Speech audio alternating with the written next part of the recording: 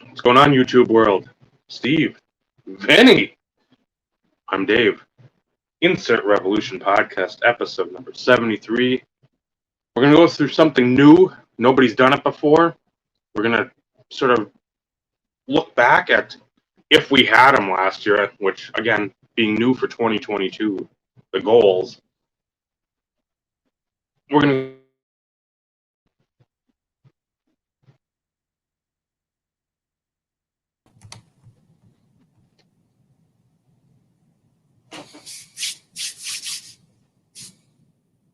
We still see you, Dave. Obviously, you're having internet problems. We still see you. I saw you doing the slow motion Dikembe Mutombo. So I didn't know if it was one of those in which you were having connection issues. Doing? But type situation. We will go. We'll do that and go through some goals.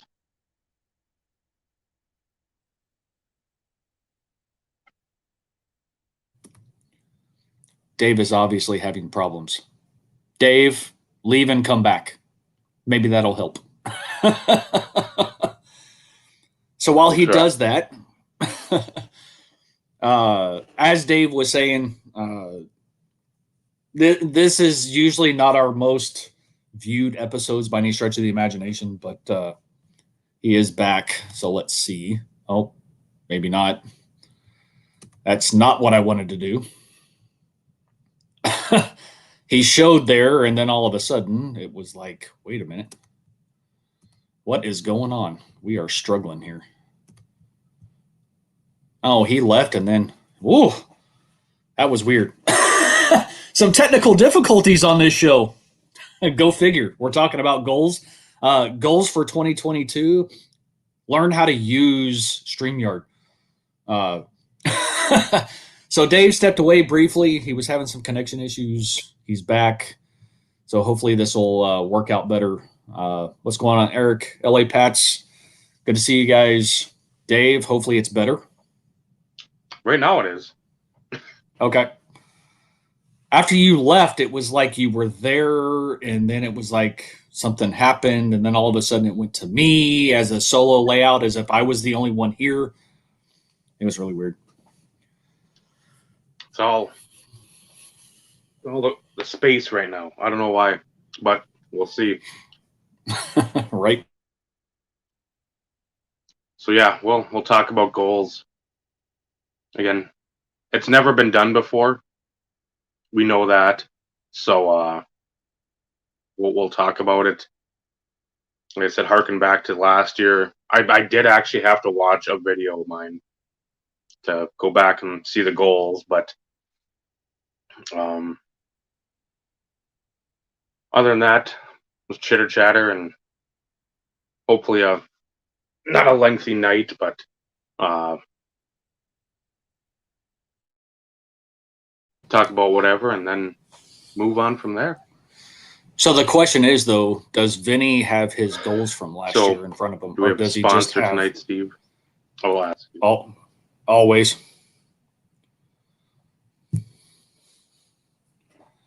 Dave is obviously having internet problems.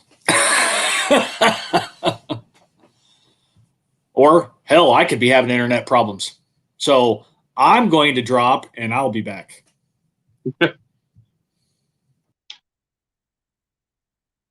Yeah, I don't know. I don't know if it's because of the fun weather or it's just shitty internet or what the hell's going on, but fun and a half.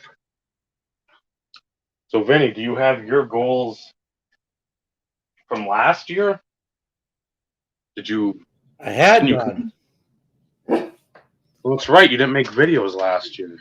Maybe this year you can start the year with a goals video and your virgin voyage into the YouTube parlance. It's a possibility, Dave. It's a possibility.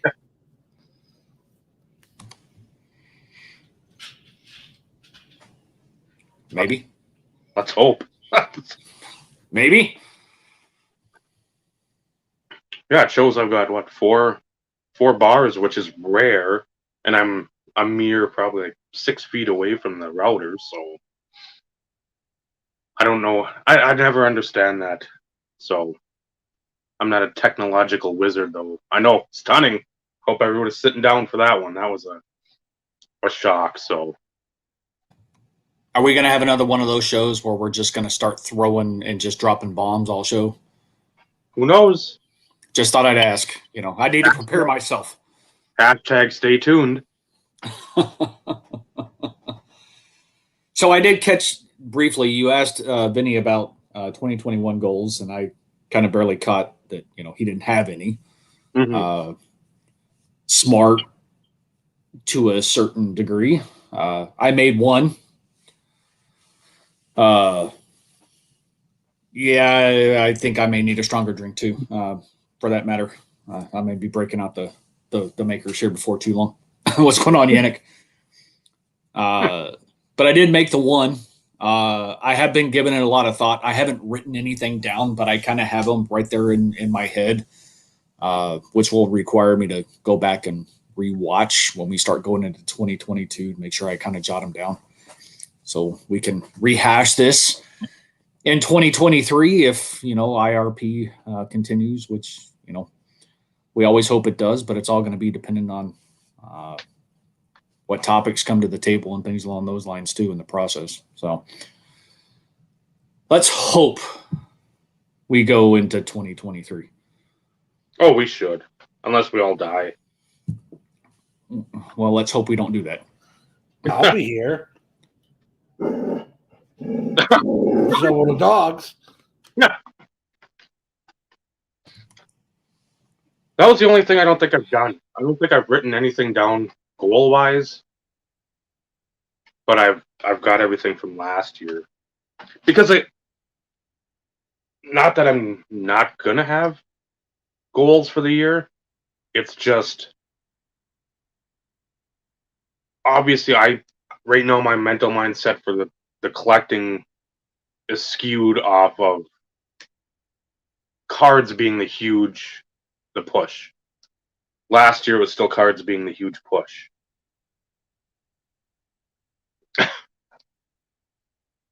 That you want to say the Titanic? Name change, soapbox extend. Yeah. A rebranding, and that'll obviously do wonders.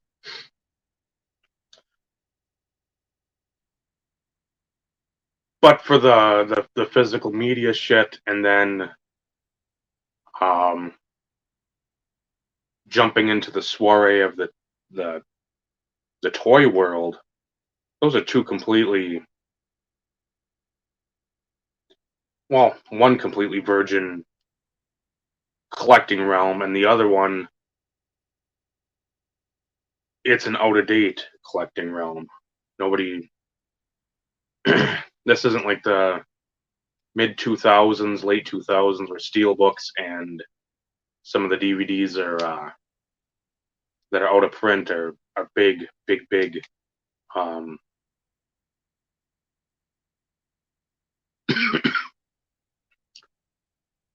gets like they were 10 years ago. I know my brother did a lot with the horror realm for videos, VHS and DVD. So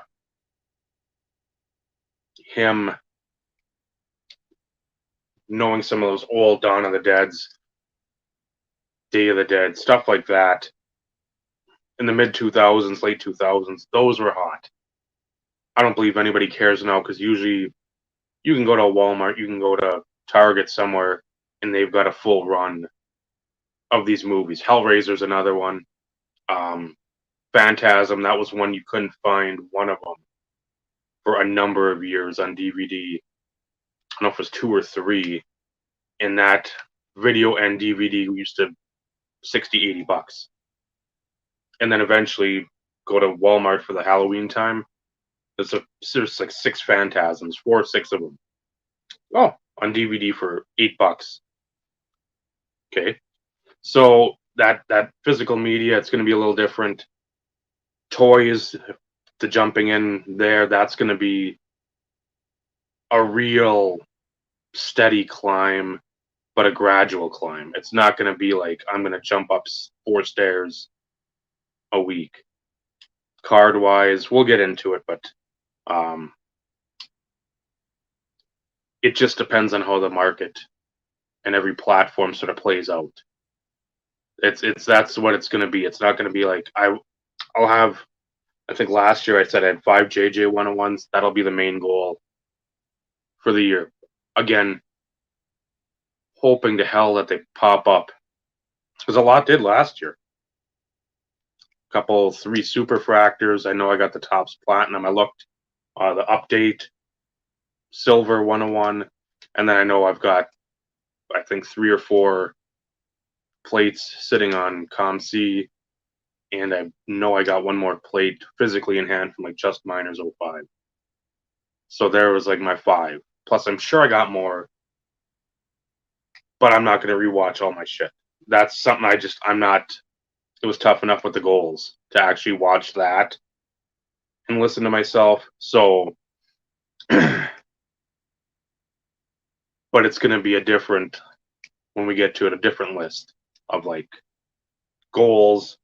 Channel still be the same shitty channel it always has been. That ain't gonna, don't worry. Burps, farts, food, Lake Superior ranting, don't worry. There's no rebranding going on. It's Reverend crusted in filth. So So at least from a 2021 perspective, we've already established that Vinny didn't make any. He may have had some subconsciously in his mind, and from that standpoint, it'll be interesting to kind of hear where your mindset was though last year as far as your unwritten goals were. Unwritten goals are still goals. So I am interested to kind of see where your mind was last year, Vinny, from that perspective, even though you may not have written them down, and how those kind of lead into 2022. At least from my perspective, I think I touched on it last week. At least in the last couple episodes, I had one goal for 2021, and it was adding at least 100 unique cards to the collection. mm-hmm. Very simplistic, very obtainable. Mm-hmm.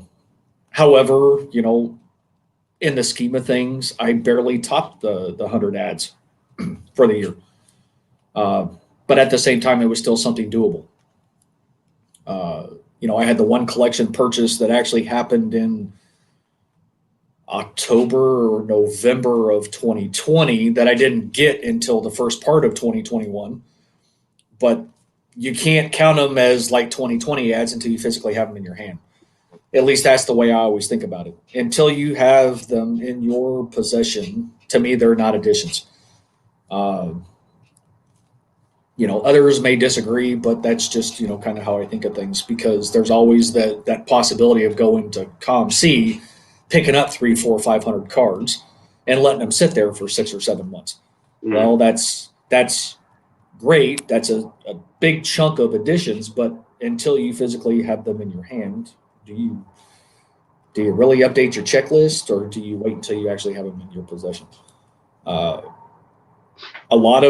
Quite a few of my ads, though, in 2021 came from friends. Dave Puffair hooked me up with a pretty good chunk of the Spectra memorabilia run. Then, Vinny and Better Half like freaking nailed it at the end of the year and, our Christmas episode. So 2021 was still a check off the goals, so to speak. But, the fact that a good, almost a quarter, almost 25% of the ads of that 100 goal, quote unquote, came from friends, which, you don't ever think to take that into consideration from a goal perspective. But to me, that just makes it that much more enjoyable. It means that much more to accomplish a goal, but to have your friends be a part of it just kind of puts icing on the cake. So, Vinny, from your perspective, Like I said, I know you didn't jot anything down, but you had thoughts in your head as far as 2021. Wrong button. Wrong button. Talk about struggling. But interested to get your take, of course, from a 2021 perspective before we hand it over to Dave, because Dave had a pretty good sized list for 2021, if memory serves me right. I started with a goal back in 2016, 17 when I started watching YouTube and getting back in the hobby. I bought a little bit of stuff here and there until probably about 2018. And my goal was to actually shotgun it. The biggest path of BBs I could shoot out there, because getting back in, I knew I had to attack a lot of stuff against a quite large list of Lemieux stuff. So in my goals back then, I said there's 3 years, which was 19, 20, and 21. I shotgunned it. I just bought. If I needed it, I bought it. I went with the cheaper stuff, the stuff that came up. I tried to grab, knowing what was rare, what wasn't rare. And I learned a lot along the way, because some of the things I thought, I'll be able to get this. Not so much. Like passed in several cards that I was a stupid own and should have bought. Like something for $30. And I didn't buy it because I'm an idiot. And we won't go there. Thank you, better half, for not agreeing. But I digress. So going into 2022, I actually wrote them down, and I'm way focused compared to what I've been. Way more focused. I'm not going to buy stuff that's not in my realm of thought. I want to be pinpoint, laser accurate of what I'm picking up. And I think that's fair. Like I said, mine was overly basic from that standpoint. It's going to be a little bit different in coming into this year. I've kind of expanded it a little bit more. Like I said, I didn't write anything down, but subconsciously, from a collecting perspective, you do have thoughts and ideas of, what you'd like to accomplish for the year. What's going on? And unlike Dave, mine's still going to be in the card realm. Hoping that maybe I can help Dave in one of his paths of collecting goals. If he'll stop looking at stuff and picking up things. Well, the one the one's been one in the making for, I don't know, 36 years. Never had it as a kid. And I know I've looked at it at least once a year on eBay for the last 20 years. And I've never, for whatever reason, just like, you know what? No. Just so you know, though, I have that one too.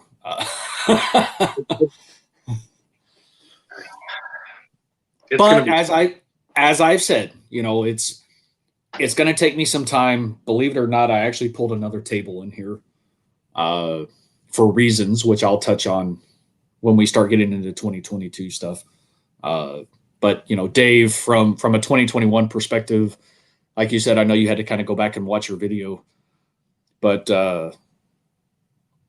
I know, like I said, if memory serves me right, you at least accomplished one of your biggest ones.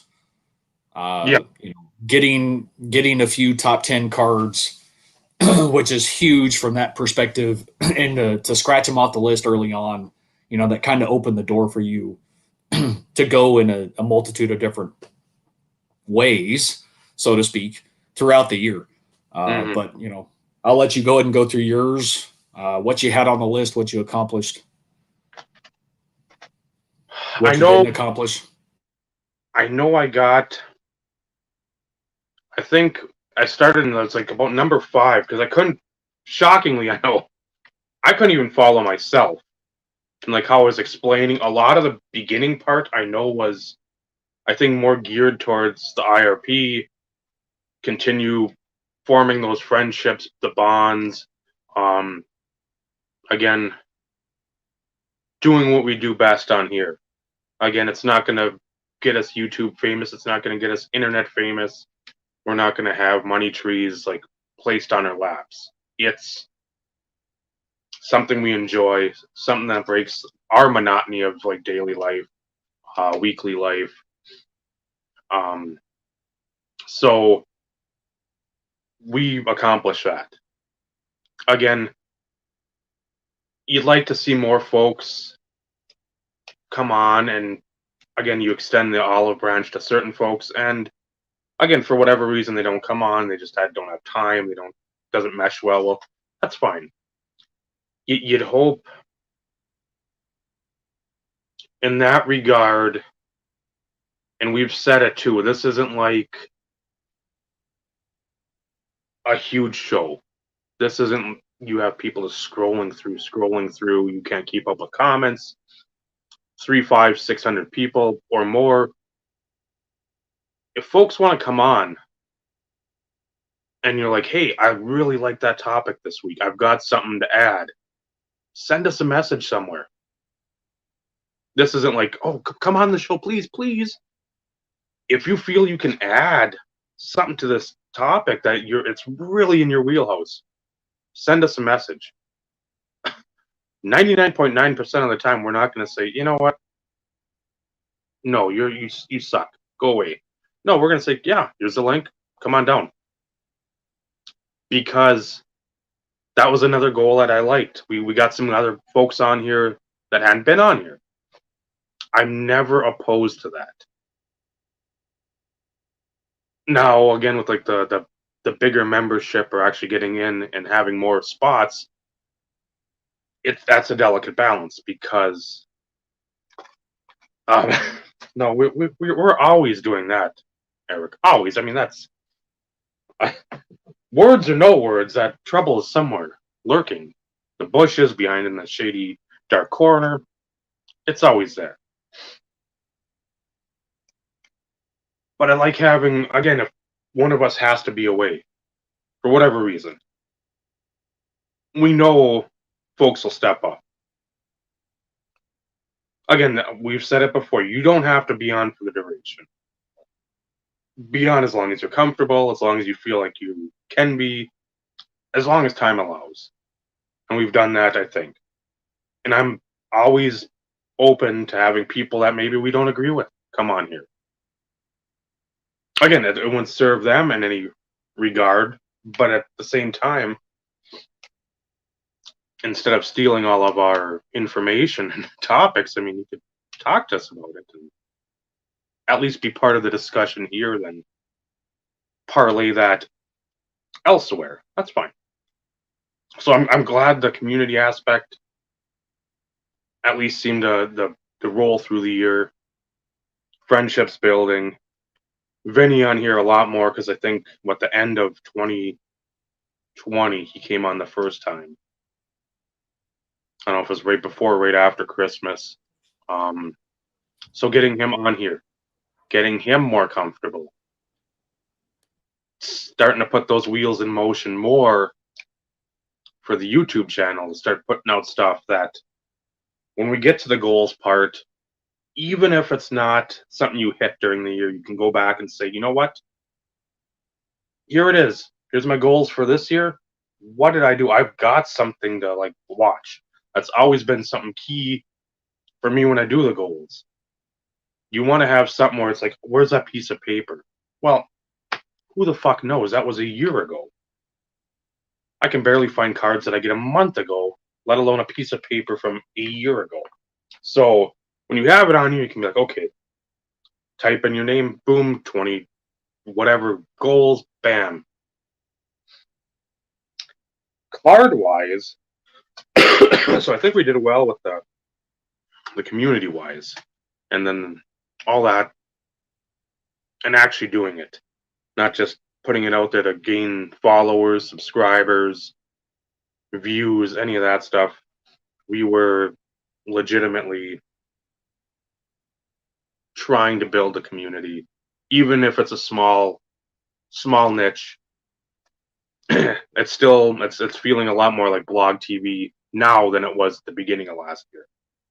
So that's something that I always want to have, where a lot of people, you're following us here or you're following us on another platform, we all know what we're doing. Not like we're Big Brother watching each other, but we just, okay, somebody's dog had to get put down. Well, hey, you come on here, people in the comment box will say, hey, sorry about what's going on. It sucks. So it's not like people know what's going on with your life, because that's what friends are supposed to do. That's what a community's supposed to know. They're supposed to rally together when you're in the time of need. So, and that feels like it here. Card wise, one of them was continue to sell, which I want to still do. I mean, I've started putting together the 2-row boxes because I'm shifting the living room situation over here around. I'm trying to clean, consolidate, get more of an art desk area for Naomi, bring down a table. I got her stuff for Christmas, so I'll do this. Like where that Zups bag is on top, that's like her art desk, got the lamp. Try to get that area so there's natural light over there with the window. And then she's got the little table with, there's her pens, paint, the carousel for the whatever brushes and whatnot in the bottom. So there's a bucket of gesso paint behind, and then you've got the on the bottom, the whatever those are, Canvases. yes. So she's not, okay, where's this, where's that? It's right there. You got all your shit there, and then I gotta put some kind of tarping down because I put a carpet down that's been here.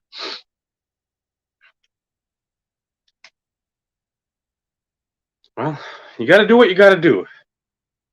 You gotta be like Latrell Sprewell. You gotta feed your family, Eric. Don't worry. No judgment there. Hopefully, you're getting paid well. Yeah, that's what I was gonna say. If not, should have read the fine print or the bold print. So I'm trying to do that. Then I'll have the TV. I've got the Xbox 360 I want to hook up. I got a DVD player, which that ties into one of the goals. I've got that. I want to hook that up. And then eventually I want to get that NES Mini, but have it modded, because there's a couple that have like 1,000 games on there. Would I play all 1,000? No. But there's probably 100, 150. And it's not like you can sit there and pick and choose and be like, I wanted to get this game, that game. Well, maybe that game. I'm not technologically a wizard in that regard to mod this stuff. I mean, no. I'll just buy it, bite the bullet. I know Naomi likes the stuff because we watch the walkthroughs. Try to do more stuff geared, I'd say, towards her. Will be another goal if I don't bring it up. To sort of keep her intertwined, entertained, and wanting to at least be a part of something that I enjoy. But sell more. That's something I definitely still want to do. That was a goal last year. Accomplish some of it.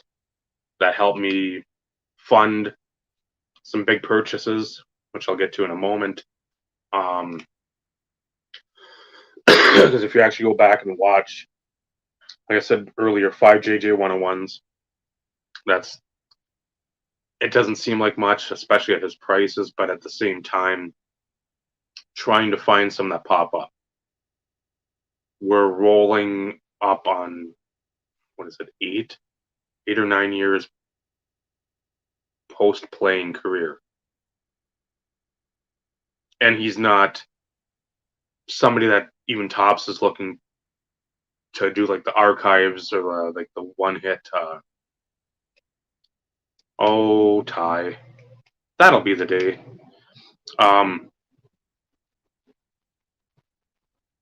But like Tom Hudson fan, he's got all the Tim Hudson in that encased. I can't even remember what they're called.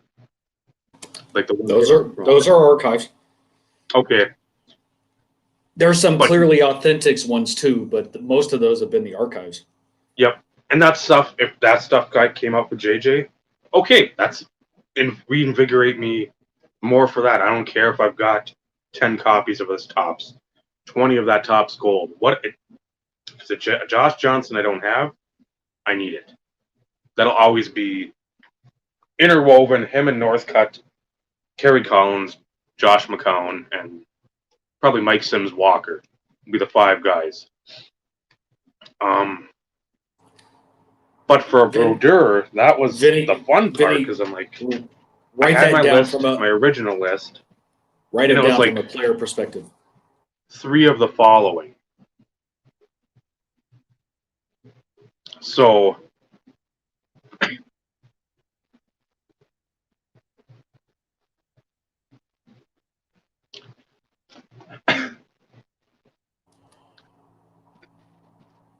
having issues again. I know. Go figure. I'm in a soliloquy, and that's when we get the internet issues. So I'll try to be semi-brief. I know I had my list of Brodeurs I wanted to pick up. If I get 3 of the following, and literally within the first month, I got the first 2 that I mentioned. The 96-97 Mirror Gold and the 97-98 Totally Certified Platinum Gold. Or the Mirror Platinum Gold. And then the third one I mentioned was the Black Diamond Quad, which I got October-ish, November, numbered 100 out of 98-99 Black Diamond. So right there, without even doing anything else, the first 3 cards that I mentioned that I wanted, I got. Could have had the StarQuest Gold, but it would have been a ratty copy, and I would have spent way too much on it. Another one was a Kramer's Choice, the 98-99. Mark that off. There's Pacific stuff on there, parallels and whatnot, patches. I know I had some. I know I got one of the McDonald's ones, I think midsummer. That didn't cost too much. It was good deals only. And then there was like the Superscript or MVP. I didn't get those, but I got the gold from 03-04. Same numbering, same to 25 from that dude up in Canada. So out of my list, just with those 6-7 cards, out of your top 30-ish, 40, I was fairly happy with that. So I don't know what it'll be this year, just because I don't want to say the market's taken off, because it hasn't. But at the same time, you look, I don't know how much I want to, like I've said before, drop X amount on certain cards.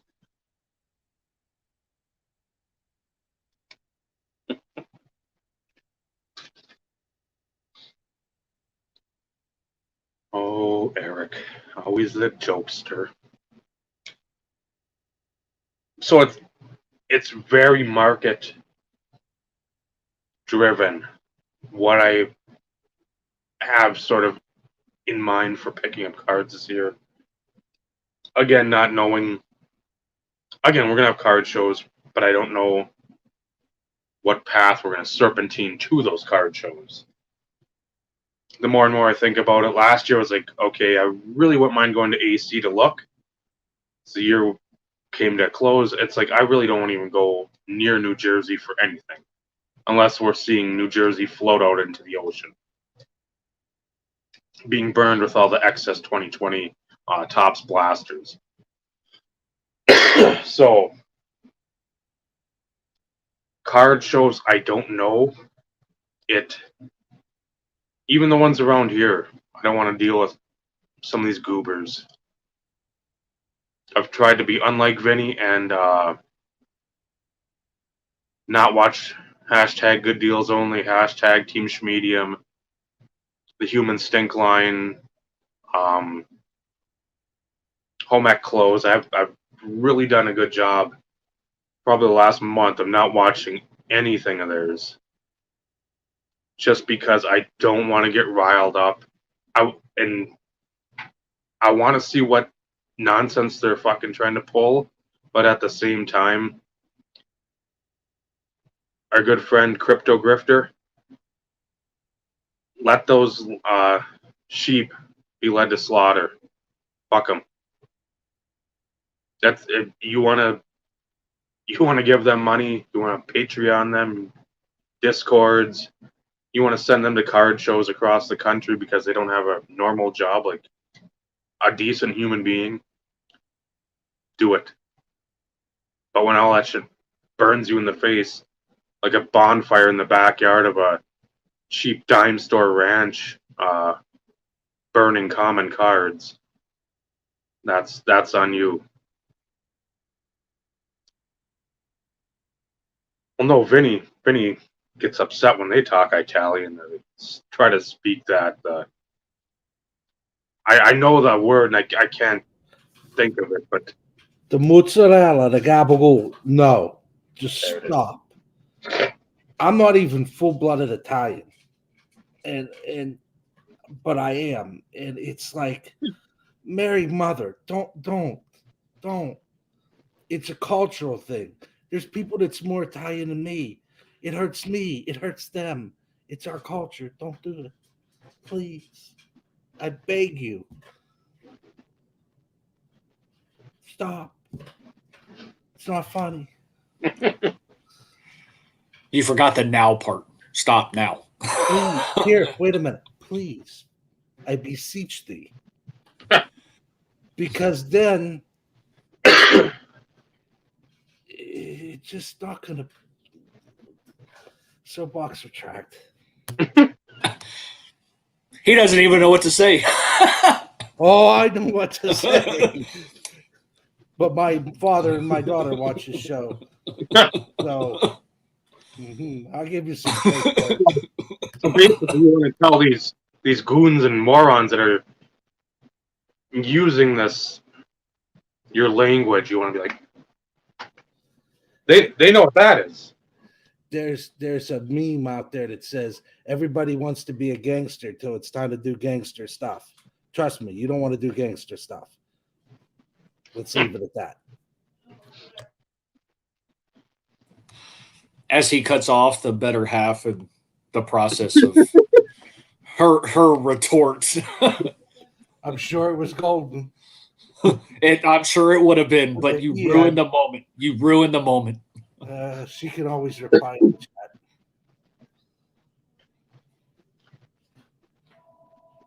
So that was, I think, most of the goals. And again, I know I had stuff in there about maybe hitting up a card show, going there.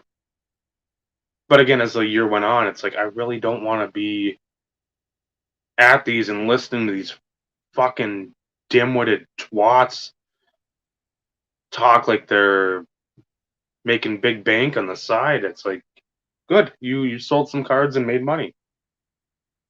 So did I. Like, I don't care. So some of those goals at the beginning of the year that you thought, okay, this would be, they just fizzled out by mid-year, and I'm like, I won't say if I don't go to another card show, I'd be happy, but until we start weeding out the short bus rejects, those card shows are still going to be just grave moments of frustration dealing with the cultural inbreeding that some of these folks are accustomed to. So, and then the human Dave, don't hold back or anything. it's always a goal, and I never seem to get over that hurdle or that hump at expressing myself and saying what's on my mind. I don't know. It's been a struggle. We wouldn't have you any other way, Dave. We wouldn't have you any other way. So yeah, that's basically, again, it was, and just picking up all the other collections, trying to add to them sensibly, feasibly, and then that was about it. I know I had stuff like well before the Brodeur stuff or the JJs, I think, were the first card, but a lot of it had to do with community, the show, just overall keeping lines of communication open and going strong. Didn't you have grading on your list too, I think? Probably to, if prices allow to grade some of the old vintage stuff. Just again, if something happened, guess what? I've got this card. It's not a mystery. It's a whatever the grade is. It's there. It is. You know it. You don't have to sit there and somebody can't be like, well, I don't know if that's authentic, and try to like pull the wool over one's eyes. Right. Well, So I'm pretty sure there was a quote unquote notation if prices were conducive to try and get more stuff graded. But as we know, that's been a slow process. As most people know, they did reopen one of the next lower tiers, but they increased the value that you could send it. But I don't remember whatever the tier is, but it's 100. Is it $100 a card? $150 a card? Something along those lines. But like I said, I know that they upped the value for said tier. So it'll be interesting to see what happens in 2022 as far as if they start really looking at being more proactive in their communication of when they'll expect to start opening the lower tiers, which is a lot of your bulk submitters. Mm-hmm. So then on the flip side, I'm wondering if certain bulk submitters still had the ability to submit at the lower tiers only because of being what's the word I'm looking for? Like a loyal, big spending customer. Yeah, but they have like a word for it. Like a partner type situation or something along those lines. Because when not a silent partner, but we could all use a silent partner though. Yes. Because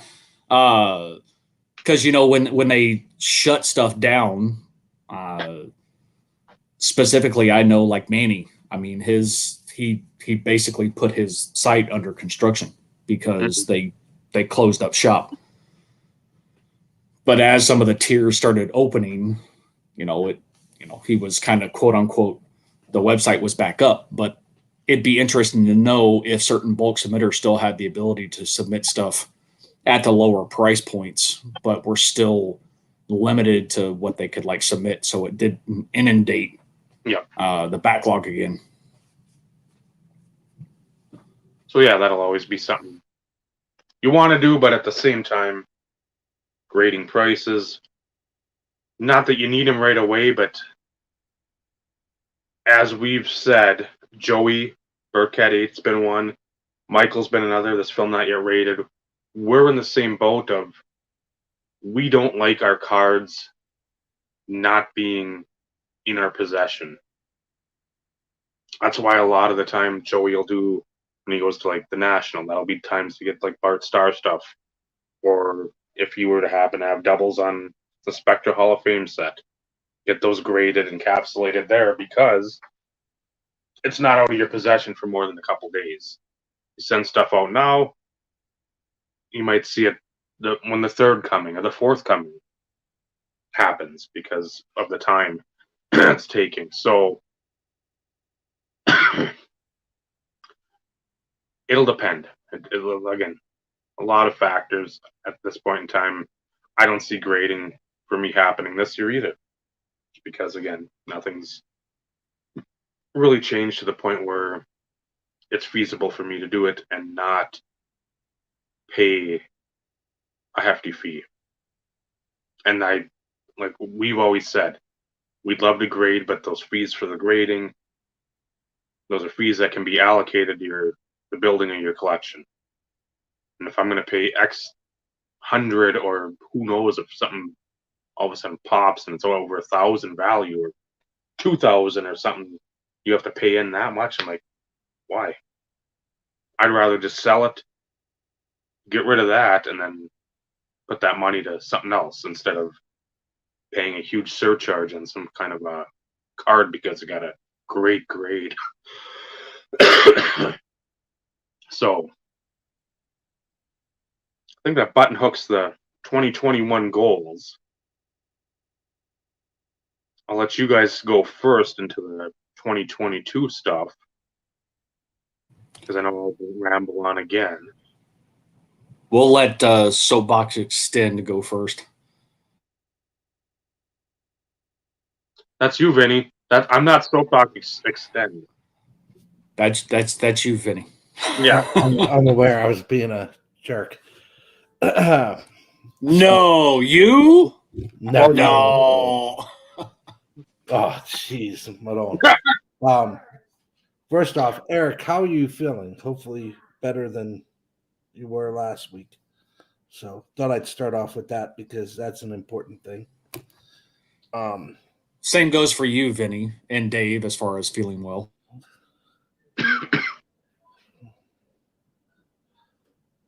Good job. What's up with all the Russians as of late? I just got to ask the question. They've been popping up everywhere. I've been seeing them as I've been perusing through my content of out there in YouTube land. Normally, I wouldn't pay it any mind, but I've noticed as of late, they're all Russian. Just interesting. Sorry, I didn't mean to interrupt you, Vinny. Go ahead. Soapbox Extend.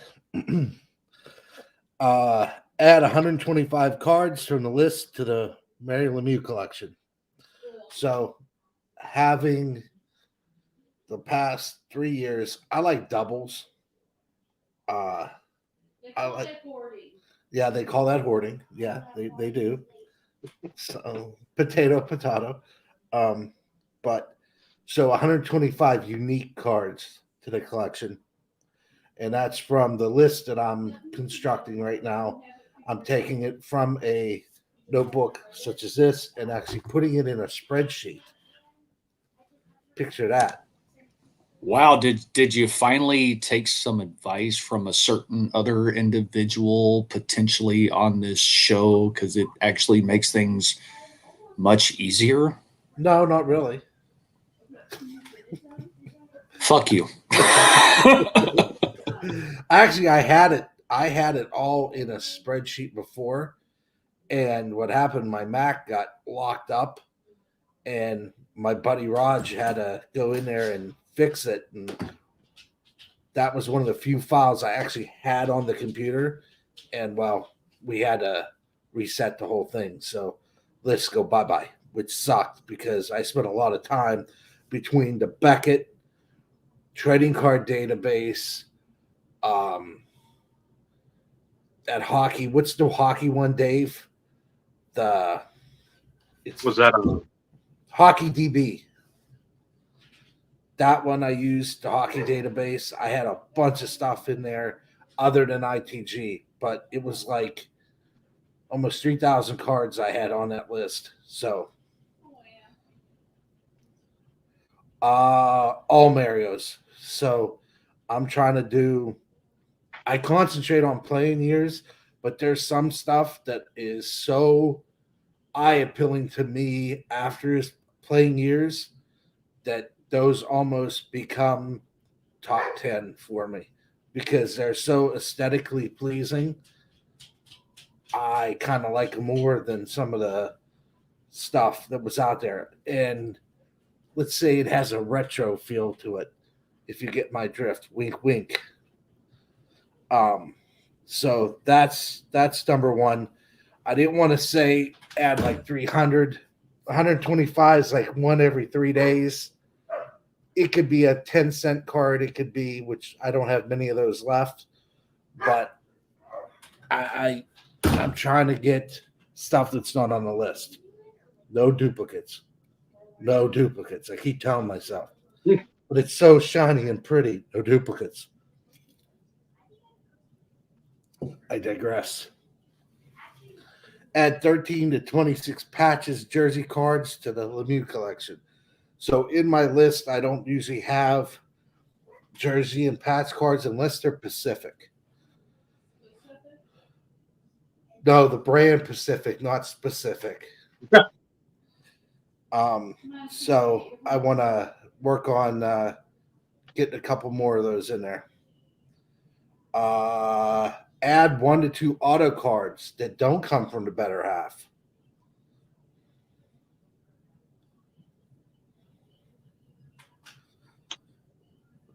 I like, yeah. Their memorabilia cards after their playing days are always they're a top notch because Lemieux doesn't have anything really eye appealing other than the Pacific stuff. So yeah, you could do your goals. You're after Dave. But I digress. Don't kill Vinny. Don't kill Vinny. Don't kill Vinny. Don't kill Vinny. Don't kill Vinny. That's my favorite goal of them all. And then I just added something because Dave mentioned it. I need a printing paint in my collection. I don't have any. So maybe a black or yellow to go with the theme. Maybe 2, a black and a yellow. But I want to kind of get one that's not like Leaf, where you can see the jersey. And I'm probably going to be really specific on the one I want because I want the certain uniform. I'm not, if you don't know, I'm not a big fan of the Robo Penguin or the Flying V Penguin, the white jersey. The alternate one, the grayish color one, I didn't mind, or the Pittsburgh down.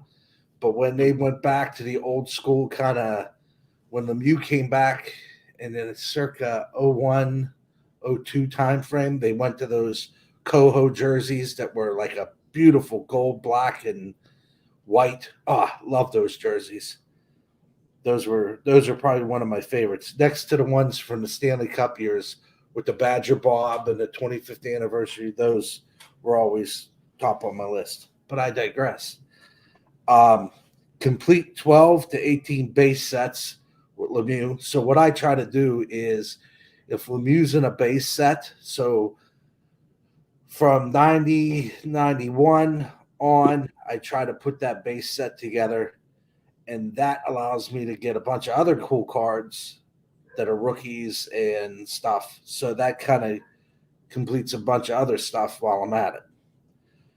Complete 12 to 18 insert sets that Lemieux is in. So I'm trying to get, for example, like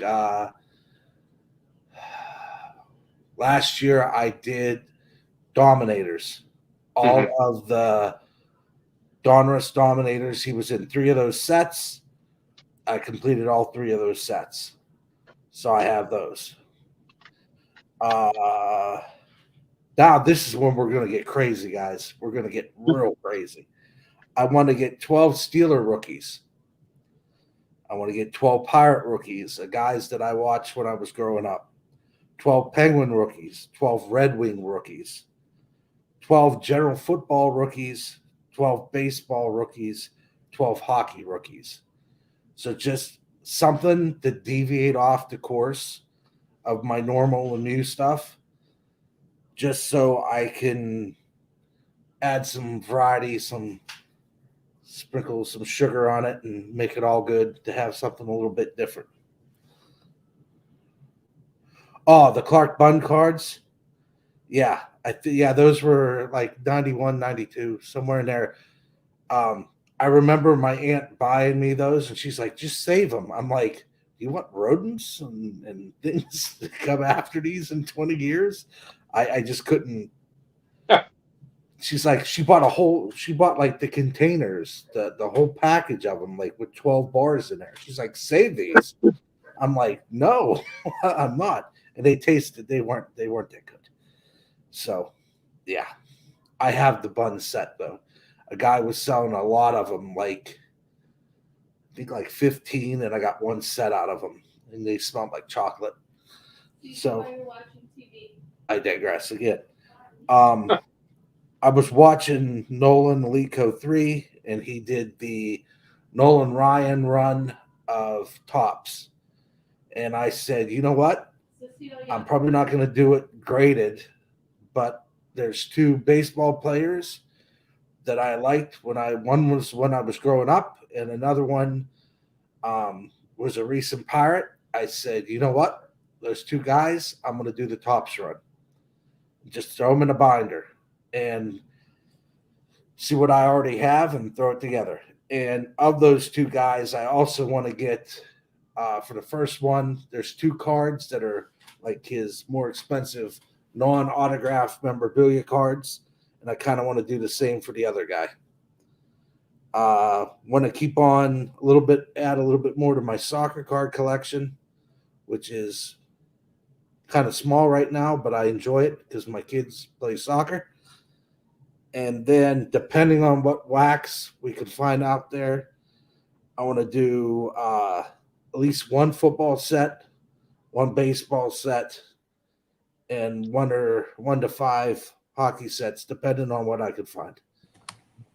As in breaking and building. Correct. Not buying. I got you. And the same thing is taking when I'm talking about building those sets of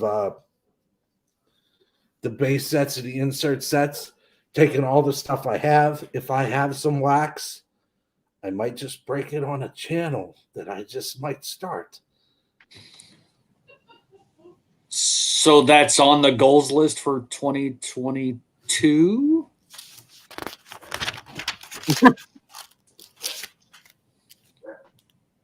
There it is. You saw it here first. Can you put that back up again real quick? Okay. Just making sure.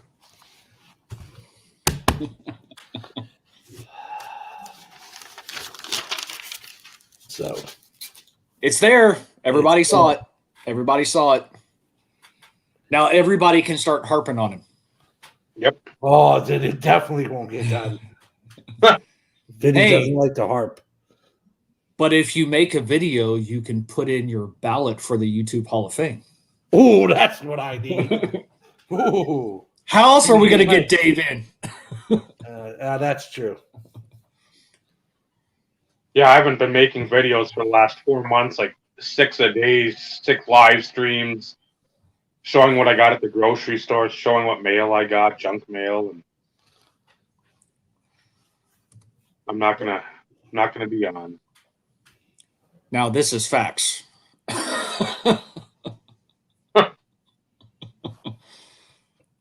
Where's Bob when you need him? I think Vinny keeps hitting the wrong button. No, I have a lot of phlegm, and I don't want to. Yeah. It would add some more context, flavor. Flavor might be one thing. Nice list. I'm going to be honest. That's pretty damn aggressive. But I don't think that it's like the Steelers rookies. We were sitting there watching Ben's last game, and the better half's like, "You got any Ben rookies?" I'm like, "No." She's like, "Didn't you tell me they got Buster Posey as soon as he retired? Everything started to go higher." I was like, "Yep." She's like, "Let's grab a couple." So it was actually the better half's idea after discussing. So I got a Bowman in a CSG 9, no subgrades, but it's beautiful. That CSG holder, the clarity of the plastic is beautiful. And then I'm waiting on, I got a PSA 8 of the tops, I believe. So, coming from Pittsburgh, watching Ben for a lot of times. Well, you can at least reduce your Pittsburgh rookies by one because it technically happened in 2022. So you're at least on your way for one goal, which is, always a bonus. But like I said, I mean, that's a pretty aggressive list. But then again, I also know you as the collector mindset that you're in. And it's one of those in which I don't want to call you goal oriented, although to a degree I know you are. It being written down, you're going to do anything and everything you can to try your best to accomplish as much as possible. So, and if I don't, it's baseball card goals. I'm not living and dying by it, Well, and that's the thing. It's, this is what you're envisioning. This is what you want to work towards and obtain. Yes, you want to work towards accomplishing them because they're short-term goals. But at the same time, depending on situation, circumstance, whatever, they may not all be feasible. But on the flip side, as you progress throughout the year, you also have an opportunity to kind of take an opportunity. Jeez. Is to look at them and go, okay, this is what I've accomplished through X amount of time. Because you want to have that sense of accomplishment, maybe I need to reduce these. Maybe I need to potentially shift this. So there's always those opportunities to revamp.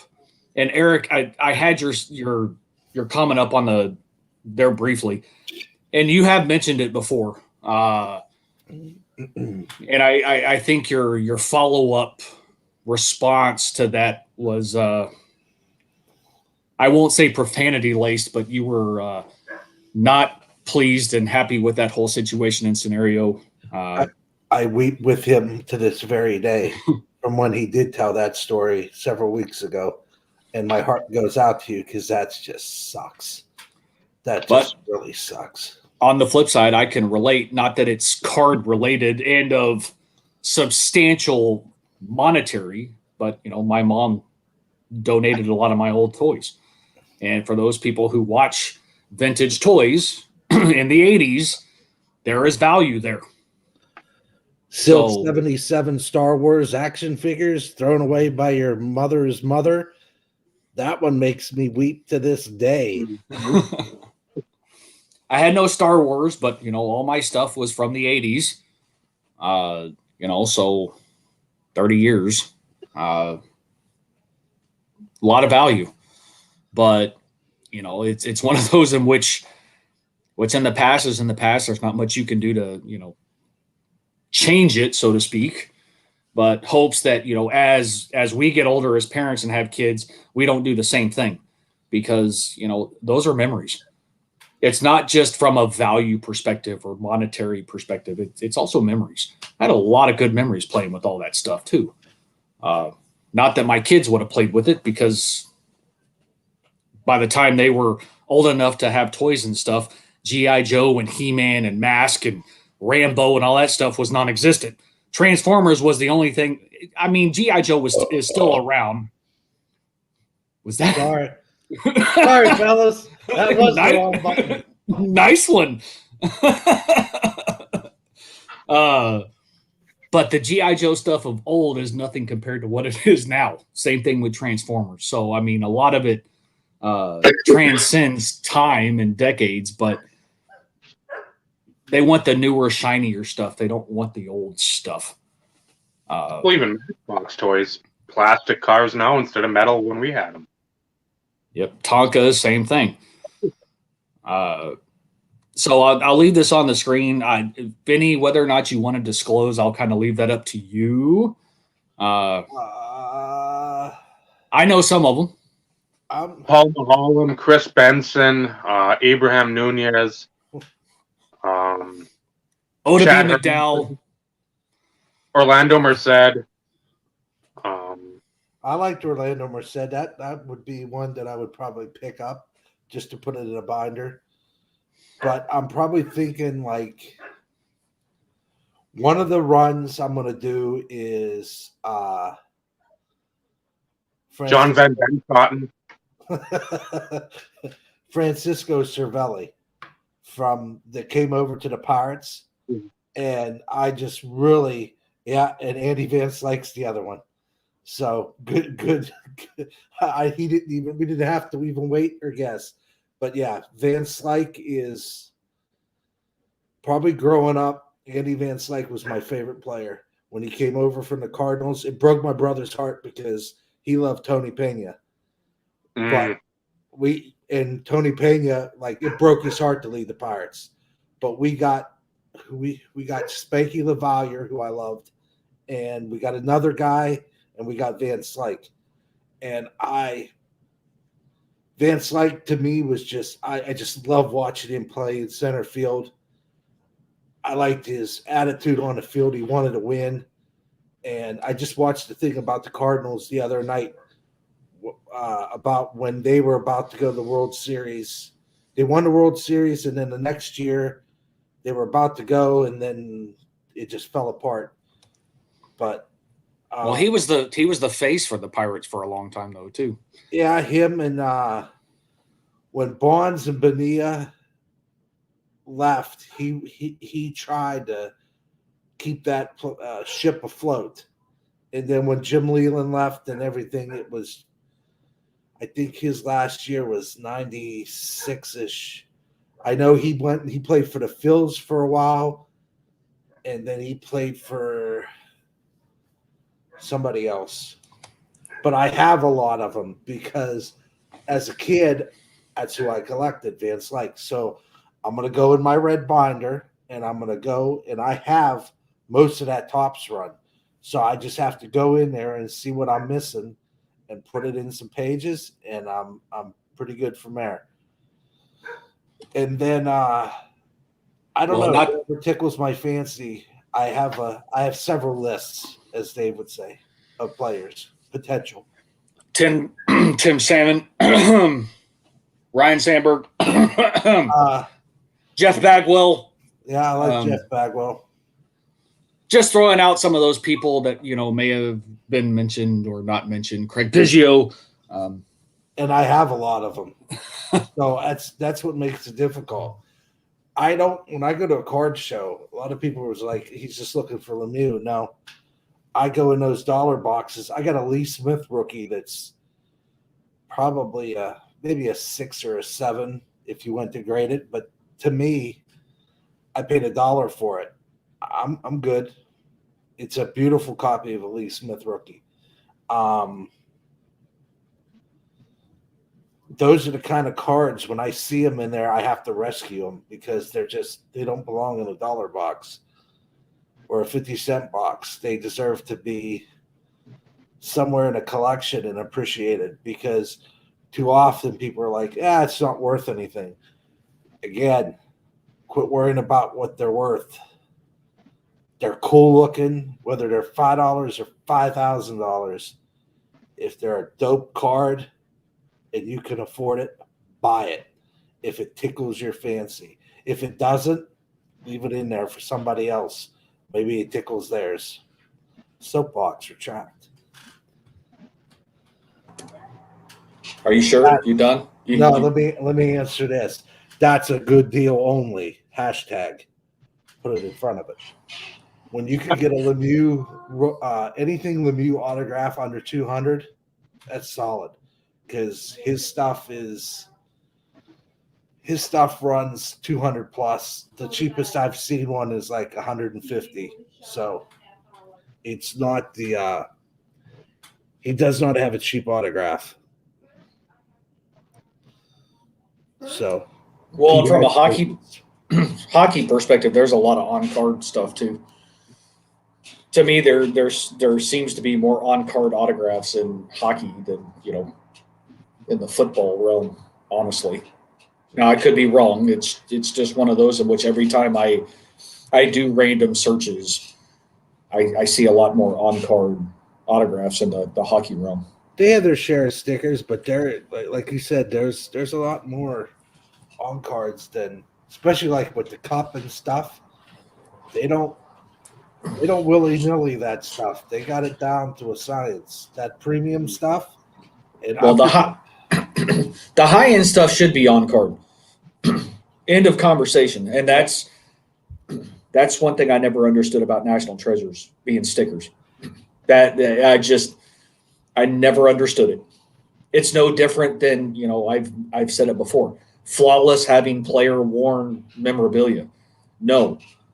Flawless is the top of the line, prime, expensive product. All that crap should be game used. Period. If you don't have game used stuff, do not put them in the product. Yep. In the memorabilia sets. Just don't do it. Do it just in the autograph sets or the base sets or, the diamond, ruby, emerald type stuff. But if you don't have game used, do not put a player worn patch on a $1,500 a pack product. Just don't. Upper Deck does, I think, one of the best jobs of memorabilia jerseys in their product. A majority of the stuff is game used, and even there was one of these things I grabbed of a certain player. It was event worn, right? But it was the All-Star game, and on the back they had a picture of the jersey and said, "This is the jersey he wore during the time at the All-Star game, and this is a patch from said jersey." Now, that works for me. It might not have been the one he wore on the ice, but he wore it during that time frame. And the patch is just gorgeous. It's a 4-color. It's, blue, white. And it's just beautiful. So you can narrow down the teams for that. But it's just, and it's got the stitching. Hush, Paul. Hush. Don't put that up there, Dave. Don't even put that up there. Don't play into it. Don't play into it. Do not play into it. Do not. Of course, Vinny's sitting there trying to look at it like, what the hell is I was reading LA Pat's chronology comment. Yeah, well, David put it up. I took it down and put it back up because we were thinking the same thing, which happens frequently. Nice one, Paul. Shut up. I'll put you in timeout, Vinny. So I guess, Dave, you want me to go next? This is correct. I have no goals for 2022. Go ahead, Dave. No, I'm kidding. As I mentioned earlier, I'd given this quite a bit of thought. They're going to be still oversimplified only for the simple fact that, I've said before, my priorities are still focused on continuing to try and get out of debt and everything else along those lines. So that is still always going to be the priority as it pertains to things. So for me, it's going to be hashtag good deals only in a lot of situations. But I'm going to up my mark from 2021. I'd like to add anywhere between 150 and 200 unique cards to the Terrell Davis collection. I still think it's doable. There's still a lot of cards out there that are base and cheap inserts that can be easily picked off on ComC or Beckett for minimal expense. So I think that's still very doable without, going super crazy and trying to, accomplish it within a matter of months. Nice thing about it is I have all year to do it. So if I obtain said goal, it'll put me at over 2,300 or over 2,350, plus or minus, depending on how it all kind of falls into play. Of those 100 to 150 cards, I'd like at least 5 to be autographs. Last year I added a couple autographs to the collection through Brad picking the one up at National and then me actually winning one off of eBay, which were big ads. I'm not looking to add any grails because I just don't think that the the money tree is going to sprout in time for that to be a reality. So I don't expect any like top 10 ads to the collection, or, you know, if we want to use the terminology, grail cards. It would be nice, but I just don't think it's feasible. I've got a stash of cash kind of sitting back, but I'm still way short of being able to, you know, really accomplish picking up one of those cards. And for those who are curious, what I would consider the grails are going to be like any of the PMGs, essential credentials. Those would be the top of my list. 24 karat gold, flared brilliance. There's a few other that I would throw in there, but those are autographs that I haven't seen in a while. And I'm more leaning towards the older stuff, not the newer stuff. So that's the Terrell Davis side. It'd be nice to add a few more one-on-ones, but I'm not going to track those because for the most part, the majority of those that would possibly occur would be plates, which I have already won one plate so far this year. So I am adding at least one one-on-one to the collection this year. And dumbass me, I let one slip through my crack. Wow. That sounds like a personal issue. Yeah, that sounds a little. I think I need to go to the doctor and have that checked out, right? I let it slip through the cracks, unfortunately, and it would have been a nice addition. Another black plate, because, you know, I honestly, out of all of them, black plates are my favorite. So I have a tendency to go for those more than I do a lot of the other ones. But that's the Terrell Davis side. This is one that kind of has an asterisk. Is I really want to get a Peyton Manning auto for the Denver Broncos collection. I've neglected that collection over the years, partially because I've been enjoying going back to the 90s and the early 2000s. So like my roots from a collecting perspective.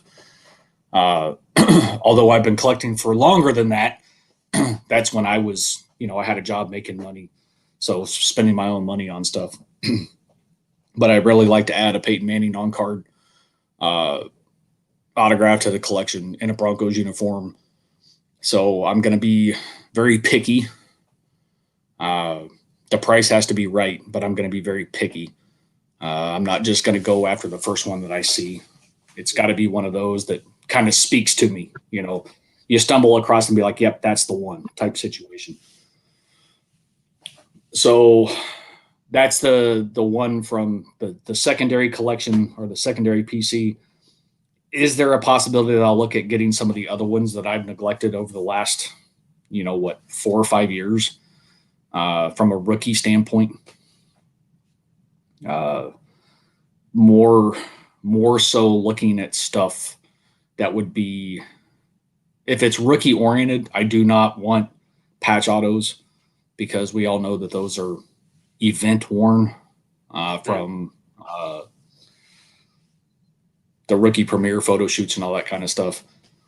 But not saying that I wouldn't get one, but again, price has got to be right, which means I need to get off my duff and start doing my research again, recreating my Broncos auto list that I lost as well, not because of a PC crash, but somehow it just kind of disappeared because I used to add the new rookies and or players that were picked up in free agency and stuff along those lines just to see if they would create an autograph in a Broncos uniform. So I have to do my due diligence from that perspective and recreate that list. One that I hate to put on the list, so to speak, but it's something that I feel like I need to do. Finish sorting the basketball stuff that's been on this table. Finish getting that sorted, put up in boxes, and start looking to work on baseball, getting baseball stuff sorted. I got all hockey stuff sorted last year. Started working on the basketball stuff, but it's been in the same state for 9 months, so it's kind of stagnated here. But I need to get that stuff put up and organized, and then try and start working on baseball stuff, which is the reason, like I alluded to, is having the other table here so I can kind of shift some stuff around and work on it. Other one is actually getting the rest of pickups from 2021 and previous years integrated into the Terrell Davis collection boxes. I've neglected that for a long time. I need to get them integrated, especially for anything like 99 and newer related, because I still need to start working again on my PC Showcase stuff. Not that Dave has been hounding me as of late, but I know he wants to see it. I want to do it as kind of a reminder as well, and kind of showcase the museum, as Vinny has alluded to in his collecting realm. That's probably something I'm going to work on first, honestly, this year. That was really the whole reason why I brought the table in here. I would like, and yes, this includes cheating. I'll at least notate it as such. I would like to complete at least 3 to 5 sets, whether it be basketball, football, baseball, that I've been working on for an extended period of time. Of those 3 to 5, one of them will be 2002 Topps Chrome. I will complete that. And yes, I will buy the remaining cards that I need. I'm not going and spending $300 on a box and hope that I get the 7 cards that I need. That's not, conducive. And then 3 to 5 base sets, whether it be base sets with rookies or, just the base set, depending on whatever set it is. Hopefully in my sorting, I can accomplish some of those to where they'll be complete and I can quote unquote scratch them off the list. Others, it may be a purchase. It just kind of depends. I've always had a list of sets that I've wanted in my collection, and it's one of those that I'd like to scratch 1 or 2 of them off in that 3 to 5, but we'll have to wait and see. That's always going to be, it has to be cost effective in order to do that. Mm-hmm. Outside of that, I think that pretty much covers it. Those are the main ones that I've been thinking about as of late. There could be others that could kind of come into the fold. But from an insert set perspective, part of that also has to do with getting some of them more in binders. So that would require more pages and stuff along those lines too to kind of make that happen. Shut up, Paul. It's the least amount of cards. That's the reason why it was sorted. I'm doing them in scale order. Hockey being the least amount of cards, basketball being the next least, baseball, and then football. So just putting some context behind that statement. Thank you, Ghost. Exactly. So, Dave, now it's your turn. And I forgot to mention organize. Better organize for 2021 goals. I think that's somewhere in my rambling diatribe on the video as well. That's what'll keep Vinny alive. That's nobody's ever done organizing. It's always been consistent, constant. Things come in, rarely do things go out, but you gotta cycle them in the collection somehow so shit isn't stacking up in piles, which I need to like with Steve, JJ, I'm going to start integrating stuff I picked up. I've got even put together. I don't even have a Dumba box yet. I've got the boxes, but I don't even have like a 2-row for Dumba, and I've got probably enough for a couple of them. So that's something I want to do. I've done it for like all the other lower than him on the totem pole PCs of like Dougie Martin, Agnew, Jason Morrow. I've got all those guys in there, plus a note card notating, hey, this is absolute. Here's Bowman Sterling. Here's Elite. So I've got to do that with Dumba.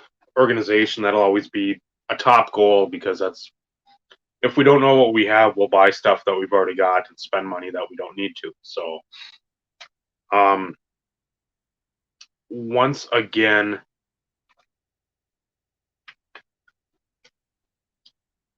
five JJ 101s. What the notation, if they come up, if they're at a price that's halfway feasible. There's still one on eBay, but they want $9.99.99, an exquisite 06 dual auto with Elie Soler, who played maybe a handful of games in the majors. One of those Cuban signings that everybody made a big stink about, and didn't really end up doing anything. But I've offered like 80 and I've offered 100, and he hasn't taken it. So that's not going to be anything more than that I'll offer on that. So so finding and acquiring 5 more JJ 101s. Other collections, just keep them going, keep them moving. Brodeur, it's gonna be as stuff becomes available, as stuff becomes or is priced at the right price. I've got the list. I've gotten cards in my head I'm really after.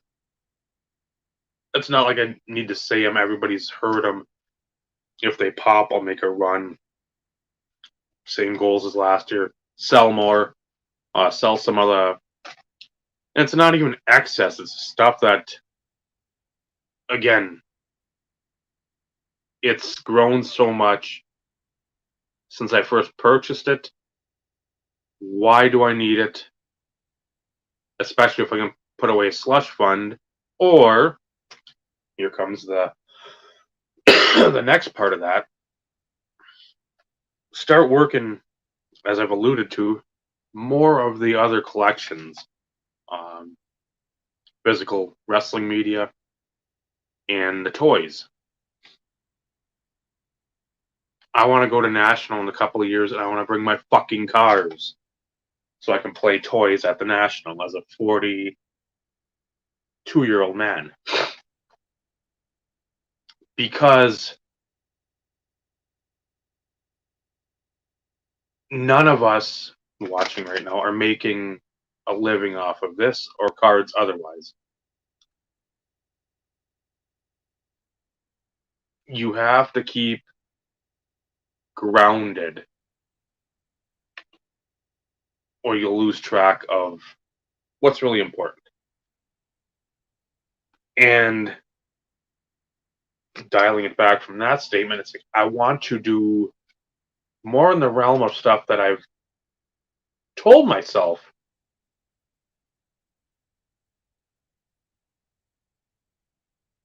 that I want to do.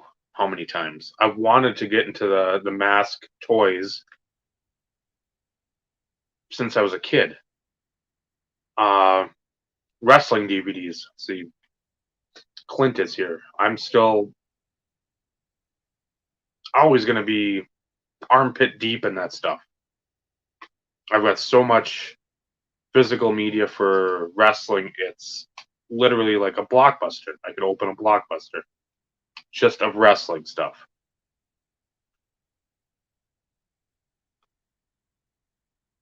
WWF stuff, I'm going to have to go through the list and see what I need, because I know there's some early best ofs that I've got like a video store cut to fit the clamshell case. I want to get the original version, just because that's something I needed to look uniform. It's something that, again, I'll spend to get the one copy to know I've got one. But if a box comes up, or one in a box comes up, I will more than likely spend more to get that one, because it's going to be one that I'd rather have in the collection. Just like an old beat up copy of like your favorite rookie card. Something from the 70s comes up and it's somebody that just came out of like the spokes of a bike tire. Yeah, I'll get it if it's like $5. But you still want that copy that looks a little better, that matches up with everything. So that'll be one thing. I know for the first, I think 120 like Coliseum home video releases, I have probably about 115, if not higher. I don't think there's many I don't have. Once you jump past that, you come into like the in-your-house stuff.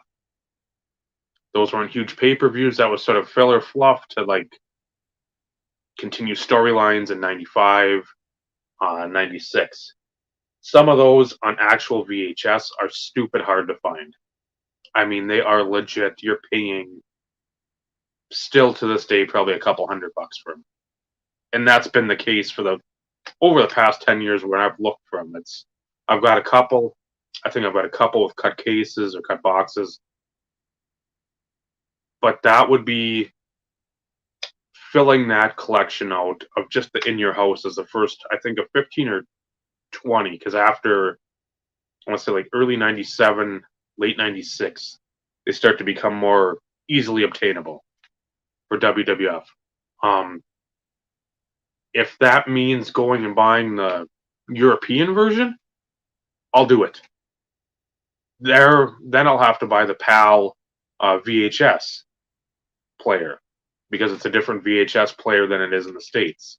It's not compatible. So I'm going to have to spend another probably 120 as I've looked at them, because I'm like, it's eventually going to have to come to that, because I'd rather spend X amount for stuff over there, buy the stupid video player for 100, and I'm still paying a ton less than I would for the Coliseum US version of them. The Ring of Honor DVDs. Through 2009, I've got it written down, I want to have 90% finished through 2009. It's an obtainable goal, even with like a DVD a week. That's 52 DVDs. I'd have to look at my binder and my list, but that's what, 1, 2, 3, 4, 5, 6, 7, 8, 9, 10, 11, 12, 13, 14, 15, 16, 17, 18, 19, 20, 21, 22, 23, 24, 25, 26, 27, 28, 29, 30, 31, 32, 3, 4, 5, 6, 7, 8, 9, 40, 1, 2, 3, 4, 5, 6, 7, 8, 9, 50. So approximately, if I get that, I'll still be, 20 to 30 short of having the full run. And I see that 90%, and to me that seems to be 100%. I want to finish through 09. Because it's the important eras for me are that first run of the Ring of Honor, AJ Styles, Samoa Joe, Danielson in his infancy, because I loved him. You've got the second run where CM Punk becomes more of a prominent player. You've got Sabin. You've got Austin Aries, even though as oddball as he is, he put on a hell of a show. You have Castagnoli and Chris Hero, world's greatest tag team. You jump. I don't like the Japanese title holder as more of the Regal style. And if I want to watch like the European stiff style of that era, I want to watch Regal. Him against Nigel McGuinness, it's not bad. But you sort of jump out of 07, then you start with like Tyler Black. Nowadays, Seth Rollins. I want to start with that, get more of that, more of the Kevin Steen, El Generico, Briscoes, and really button up, in my mind, the eras of the wrestling. It's not like, okay, we're going back to the 80s and it's Honky Tonk, it's Macho Man, it's Hogan, it's Demolition. And then the 90s, okay, it's like Stone Cold, Shawn Michaels, Rock, Triple H. 2000s, we got Cena, Big Show, Jericho. No, it's going to be Bless you. Since he hit the wrong button again. Little pockets of the eras. So if I can do that,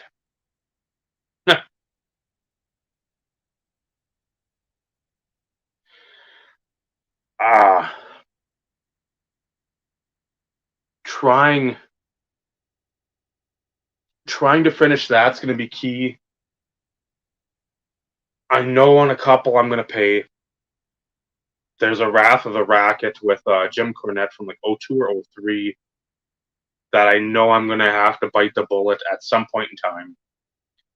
The only one in 02 I need, I can get that for about $40, which it's still a lot, but I was just able to pick up one. I'll show it a video at some point. I think 04, that it finally came down and I offered less, and the guy shot back and I offered another one, and I got it for like 35. So I mean, it was at like a $55, $60 price for the last 3-4 months, and I'm like, okay, I'll bite. But some of that stuff, I've got most of it. That was something I did over on Saturday and Sunday. I started really looking through the boxes. I'm like, I need to know what I've got, because I know I said in one of the videos I bought the Danielson, the last one. I fucking had it already. I didn't know I did, because that was one that was always one that I wanted, because I had like the run up to it. It was like 3 or 4 events within a week and a half, 2 weeks. The one in Boston was the one I needed. Like, I know I didn't get it. I didn't mark it off. So I got stagnated right at the end of like when I had last picked up. And that's when, you know, at least for me, it's time to like jump out to something else. If I wasn't marking stuff down, I shouldn't have been buying anything, because I didn't really care. I was just buying it to have mail days or have something come in and fill whatever void I needed to fill at that particular period in time. So there'll be that. I've got, and this will be more advantageous and more of a climb, to get just over a third of the PWG, the Pro Wrestling Guerrilla run. And that's, I just have it as all of it. And that's an 04 too. So, I mean, that's not like it just started 3 years ago and there's 20 DVDs. And if I get 7, yippee. It's like, no. I ended up buying the All In, I think, for AEW from this past year in 2021. And that was the last one that they released that I didn't have. Because the Black Friday, they didn't have it in stock. Whatever. Now I'm done with that until Full Gear comes out, and I'd probably buy a couple copies because I was there.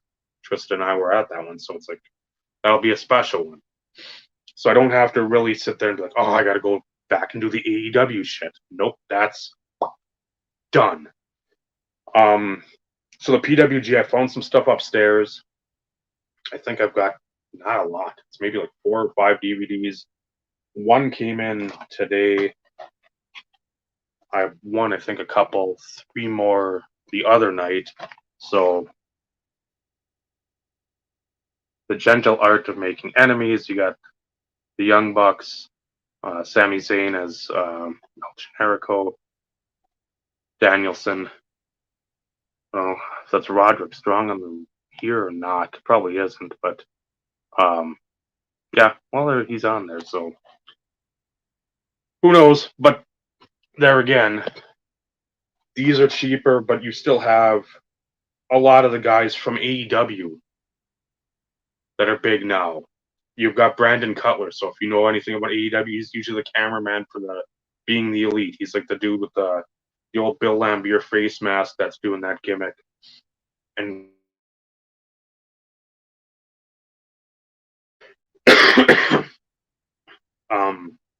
Chuck Taylor, he's on there now. Davey Richards was in TNA for a good long time. Joey Ryan, who's had some issues during the Me Too movement. He's on there. So, I mean, you have a bunch of stars. And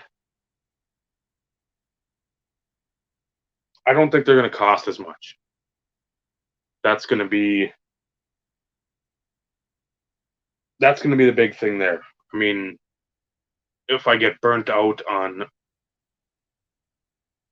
other collections, even the Ring of Honor starts to stagnate, I can jump over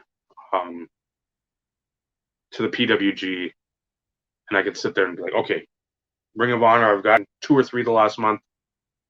And Chikara is another one, because that's a lot of that stuff has the independent guys, and I knew it did, but I didn't know what I had. Another thing, didn't know what you have when you start looking through these boxes.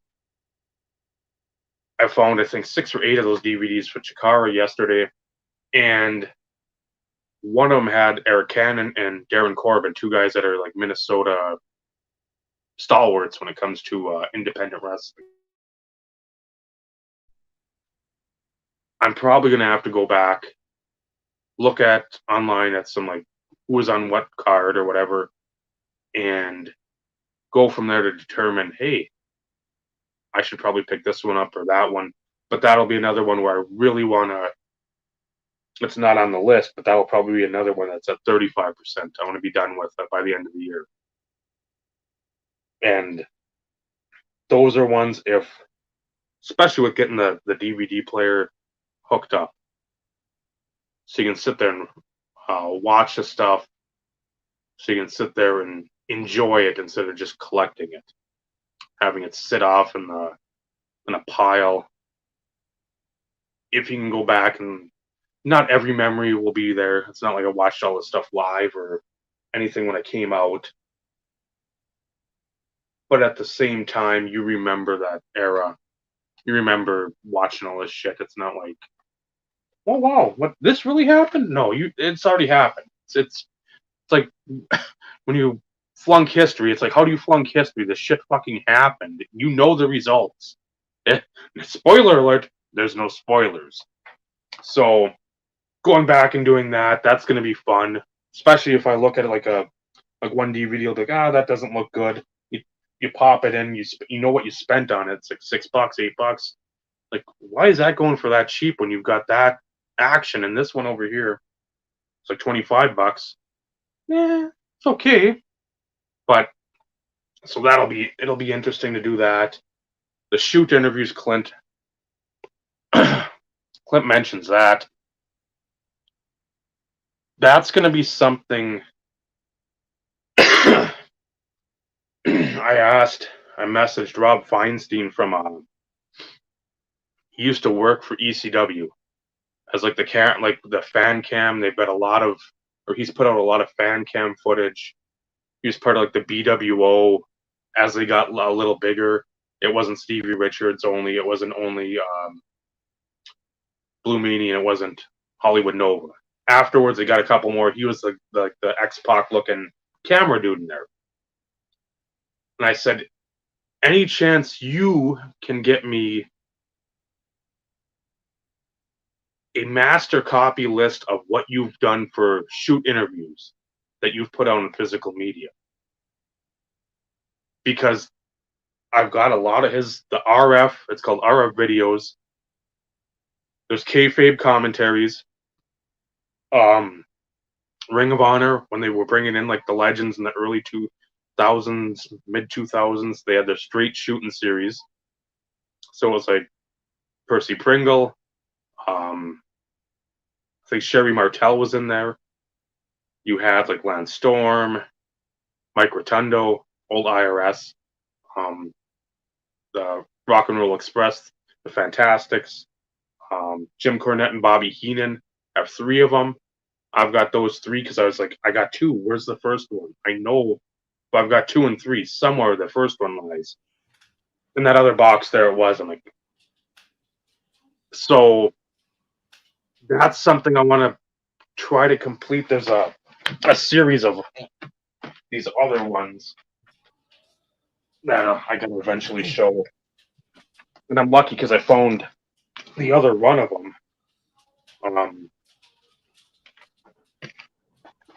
But it's sort of like these ones here.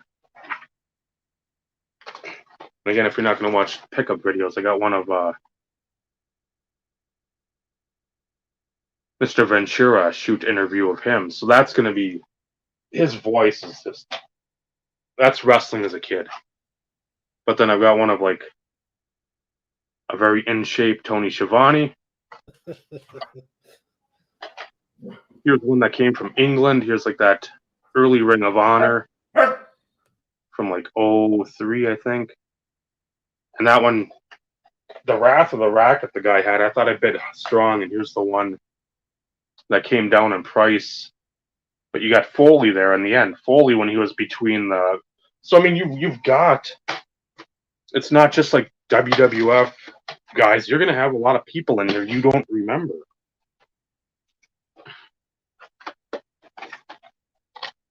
But this is the stuff I want to really pick up because it's going to be told from the perspective of stars of that year. You got Piper talking about 84 WWF. He was embroiled in it then. Again, even with some of the altering substances over the years, guess what? He probably has a decent enough memory to piece together some of that stuff. And Mr. Cornette for 89 WCW. These are all ones I just recently picked up. Thankfully, no doubles because I found the other ones and I'm shocked. I did not pick up a double. That's 90 WCW. And then two that I'm as controversial as he is. There's 98 WWF for Vince Russo and then WCW 2000. Their last full year. So listening to them, we've always said it too.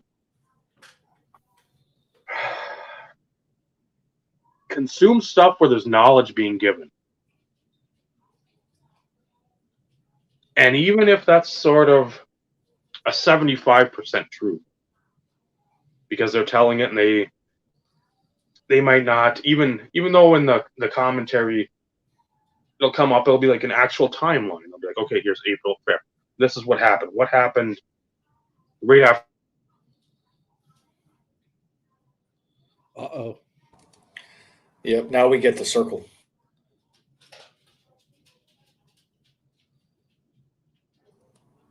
Maybe. Dave broke his internet. I was going to ask him, from what I understand, Jim Cornette is like a big history wrestling guy. From what I understand, his stuff is like epic. Dave, Jim Cornette, he's supposed to be like a tremendous historian of wrestling, isn't he? Because I saw bits and pieces where he's in an attic type area and he's pulling out playbills from the 30s. He's pulling out posters from the 60s of people. I was always wondering, from a wrestling perspective, he's got to have a top-notch collection of that stuff. He was what we wanted to be as kids. He was in that Tennessee territories. Jerry Jarrett, his promotion back in the day, and he'd go there, and I think it was his grandma, if I remember right, that bring him because his grandma liked the wrestling. That was a time. Hey, we don't have to be on our Sunday best behavior, and if we are, it's because we're 3 o'clock, 4 o'clock in the afternoon. It's family time, church, wrestling, meal.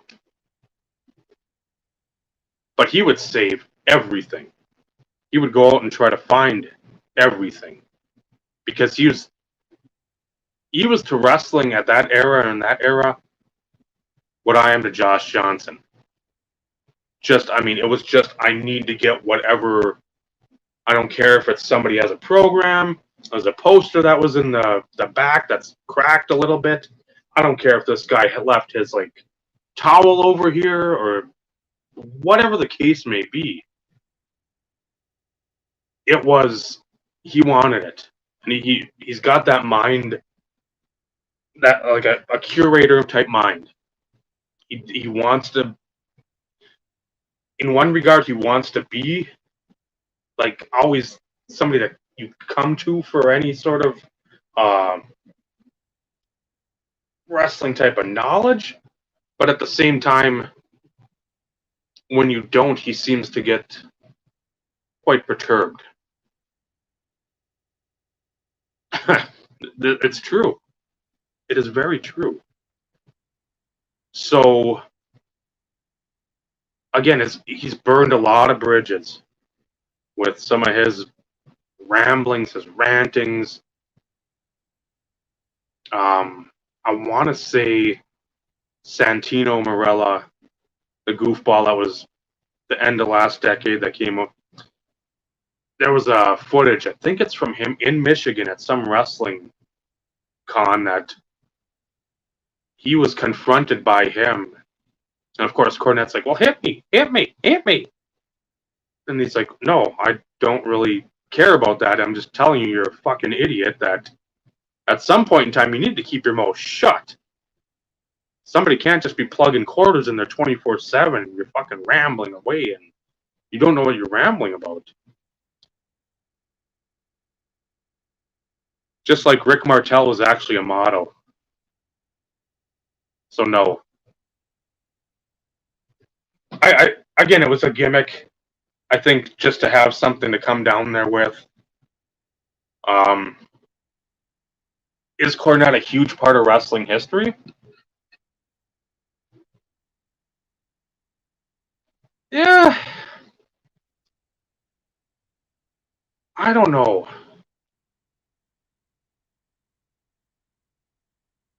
Because Santino really didn't bring it on himself. I mean, he might have said a couple things, but the other one says more and does more. And Santino, I don't think, is a super bad guy. I mean, he's not Sid Vicious. He doesn't no-show events or fucking no-sell shit. There's parallels there. I'll give you that. But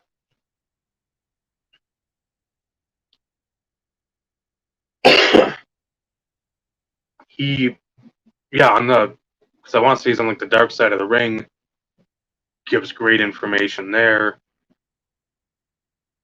I don't know how many more I've got to get of Cornette, but out of that run of like the timeline, there aren't many.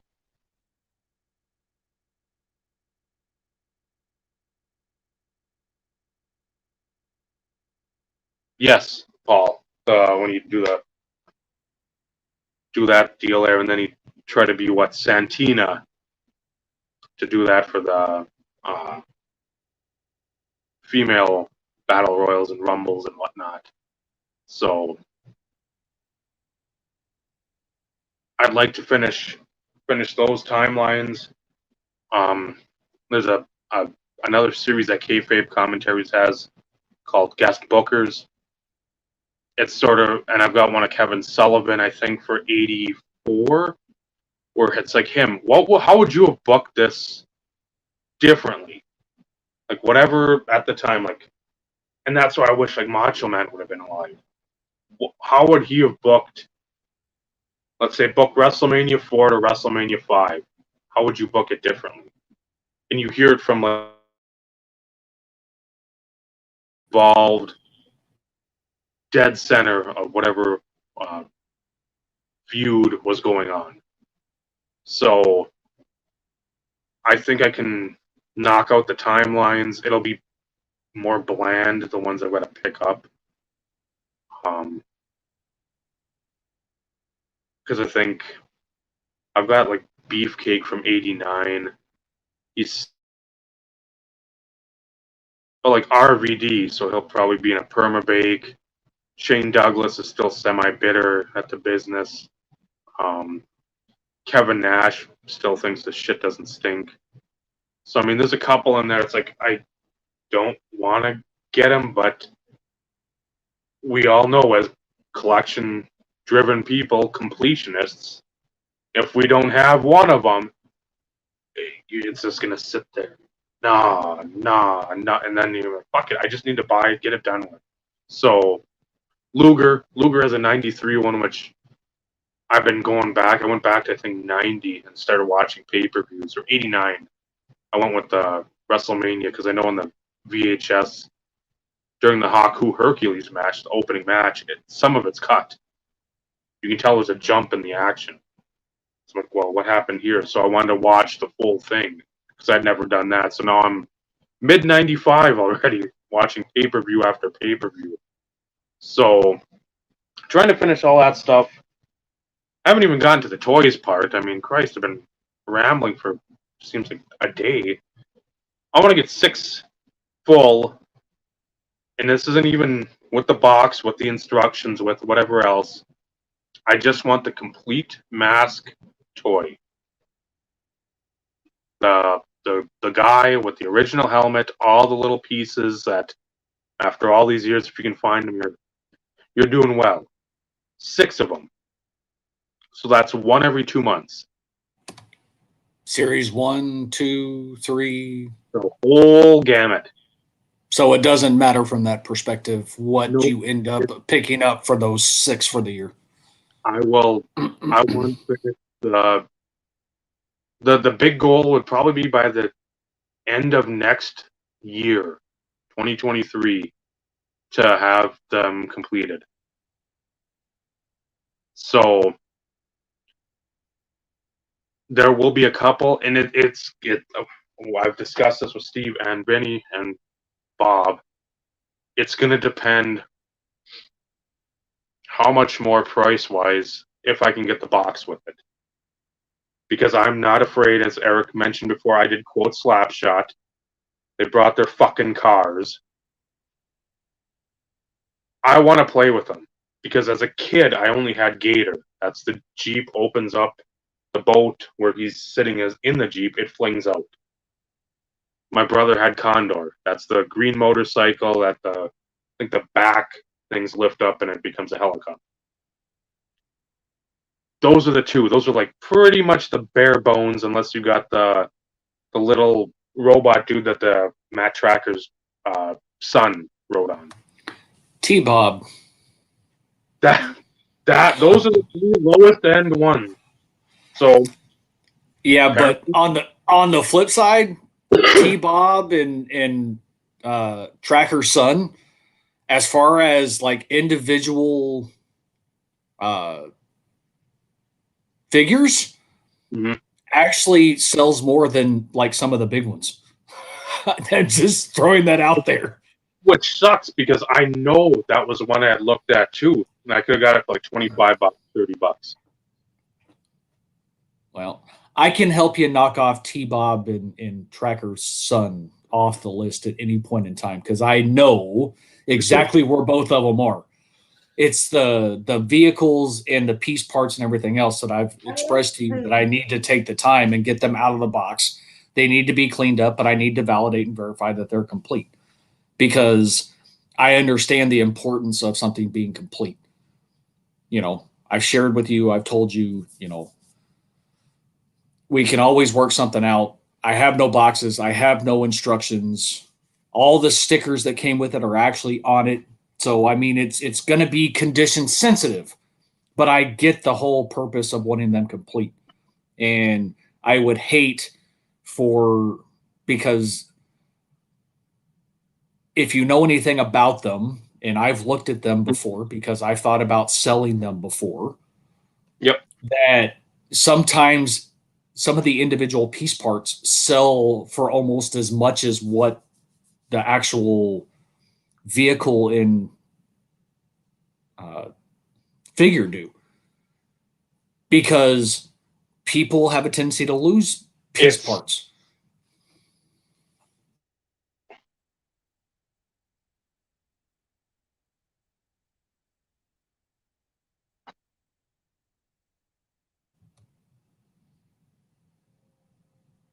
Internet issues. Mhm.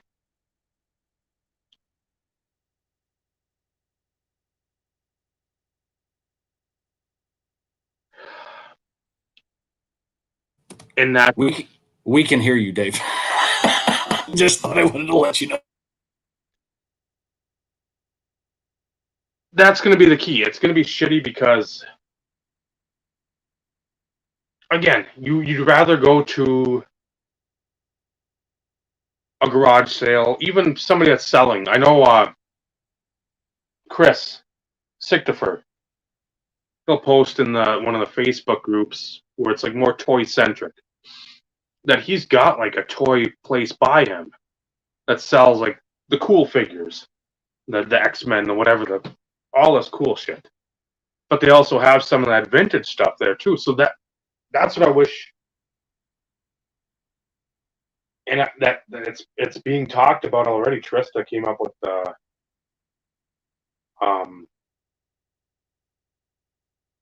idea or the want to go to a toy convention at near the end of April in Chicago. And that's something it's like I want to, but again, you always get nervous because if we're in one realm of collecting, it's going to be like this. We know this. Whatever realm we jump in, you go to the Comic-Con, you're going to have the same dipshit dimwits there. You go to a toy convention, you're going to have the same people there.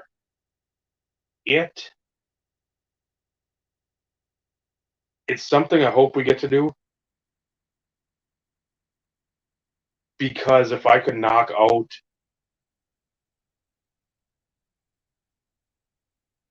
even there, if I could knock out like 2 of them, and then you still have 2 for maybe these first few months of the year, it's like you're sitting on a gravy train with biscuit wheels the rest of the year. You can just sit there and you can, instead of maybe going after like, okay, this one or that one, I go after like the Series 4 where there aren't tons of them listed. Where again, Hurricane's out there a ton, Jackhammer's out there a ton, Gator, the little Nissan truck, trying to find that with the motorcycle in the back. That's not out there a ton. It's out there, not together. So it's going to be, if I can get one of those ones, I'm like, man, I know I haven't seen that one before. Like there's an oil truck too, like a Snake Oil. That one, I'd love to, because that's anything where you have just like that, and it's almost like a base, and you get the 2 guys with it. But there again, you got to find all the missiles or all the pieces or everything that goes with it. So then you start jumping up in price, like that one that somebody bought the other day. Fuck, I should have just offered right away when I saw that, and I didn't. I was like, man, and it's going to be something where you go along too, where I don't know what to offer. You can look at comps and all the same as cards. But again, that's an ever-changing market. Yeah, and with Mask, there's no rhyme or reason in certain situations and circumstances as to why something could sell for $20 and then something could sell for $60 or $80, and it be in the same condition, same completeness, same everything. That it is more sporadic in that realm, I've noticed. Maybe that's the same across the entire toy dynamic, but I know specifically from a Mask perspective, because like I said, I've looked at them before, because I've had them sitting here. I know that there's value, but at the same time, it's one of those in which, how can you maximize your return? Mm. Not that that's what I'm looking to do with you, Dave, in the event that we can work something out and I do have some stuff that you want type situation. That's not what I'm going after here. But I don't want to sell myself short, and you don't want to sell me short either in the process. Yeah. So I mean, it's that gentleman's handshake of, okay, what's the happy medium? Because $20 to $60 and $80, I mean, that's a big gap. Yeah. So you want to make sure it's fair across the board in that situation.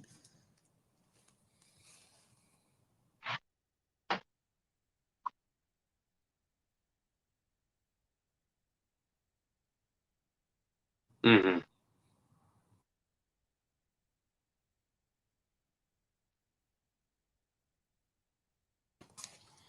And obviously, there's a connectivity issue yet again. Charlie, get your ass back in here, as I say that on the podcast.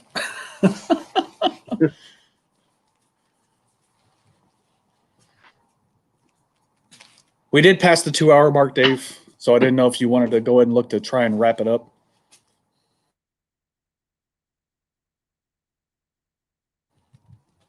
Obviously, he's really having some. He's on the struggle bus right now. Yeah. I don't know why. I just don't know why.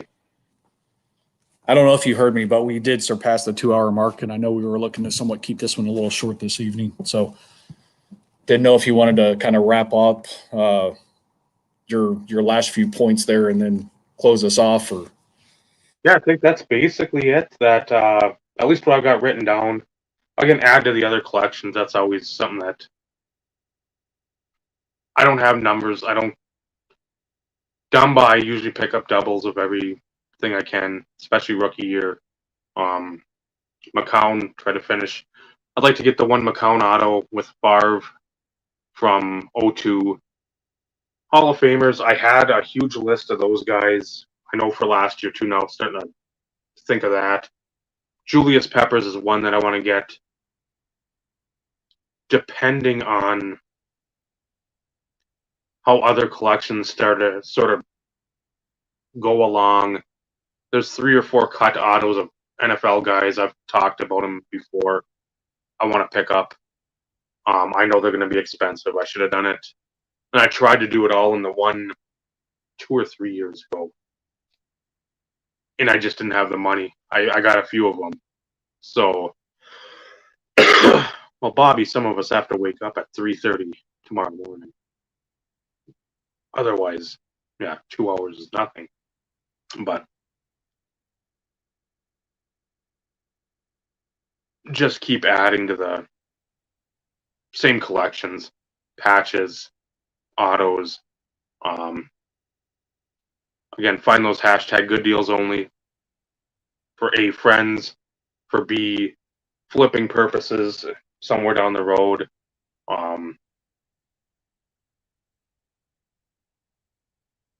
Other than that, I think that pretty much puts a bow on all that fun. Or at least I'm after talking intermittently for the last hour. it wasn't that long, Dave. Close. 40 minutes, give or take. It's a long time for people to dip out.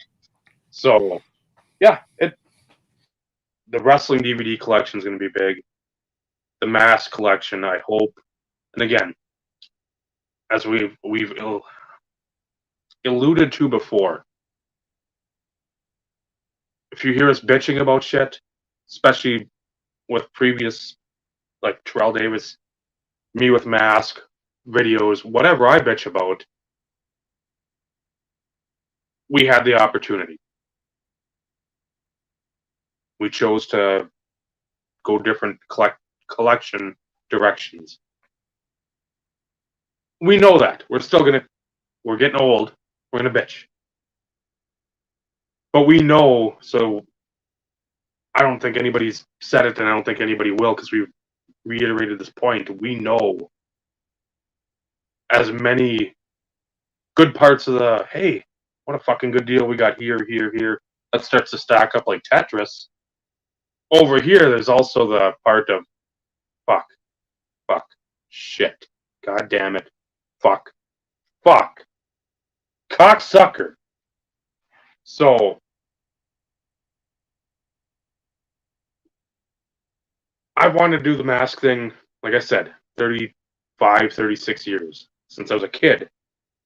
And I knew those things were like 12, 15 bucks then for the jackhammer. Some of those mid-sized ones. Again, the Boulder Hill is probably like 40, 50 bucks. The semi one was probably 30 because it's a little bigger. You get, I think, 2 guys with it. Same with the oil tank. I'm sure that was more, but I've had this chance. I've looked at mask toys at least one time per year for the last 20 plus years on eBay. I've never pulled the trigger. That's I get a mirror, put it in my face. That's in the person looking back in the mirror. I'm just not gonna wait any longer. It's if I gotta pay more, I'm not gonna be stupid, but at the same time, this is easily people have their Ninja Turtles, people have their He-Man, people have G.I. Joe. Their favorite toy, their childhood toy that they Matchbox cars was a lot of ours too. I mean that's Mask was it. I also wouldn't mind dipping into a couple others. I don't want to say much just because I don't know if I want to go have that many pots or that many kettles. I want to have a handful of them. So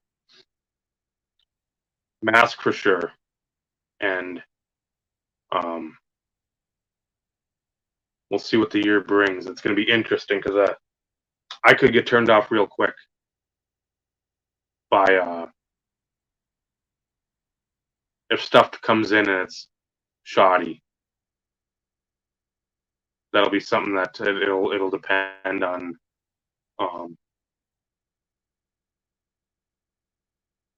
condition. And if I get one and it's like ugh, and you get two and they're you're like, now will I get completely turned off? Probably not. But I'll reevaluate and be like, okay, maybe I'll spend more for the shit that's got the box that looks a little better, maybe a little quote unquote better taken care of. So again, and nothing's set in concrete. DVDs more so than anything. But toys, the mask, it's gonna be how stuff goes. So cards, they're always there. They'll see fucking stacks of that shit. So, This is true. but more trips too. I'd like to take a couple more. I'd like to set something up, do something.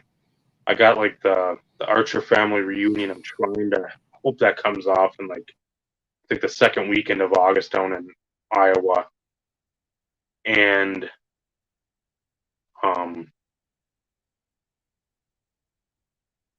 try to set something up for like a Midwest type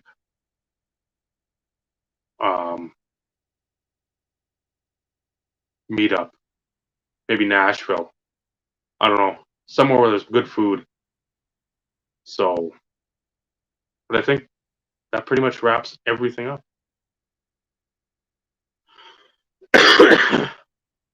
As I have no drink, so that's also great too. Yeah, myself. I didn't have much to begin with. But like, there's about that much Kool-Aid that I drank in the first 20 minutes. So,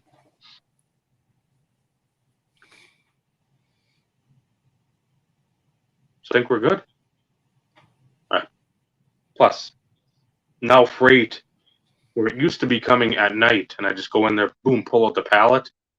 It's arriving at like 4:45 in the morning. So that makes the day like that much more of a pressing issue when you don't have the full hour to break it down. Now when you're usually done breaking it down, you're starting to break it down. So yeah, it's the freight days are, and with the sickness, I'm fucking ripped by the time the store opens at 7. I'm fucking done. I'm just forgetting it. Got to get that sleep, man.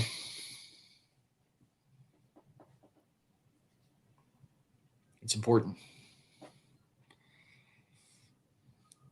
Obviously, he's got a connection issue again. There he is.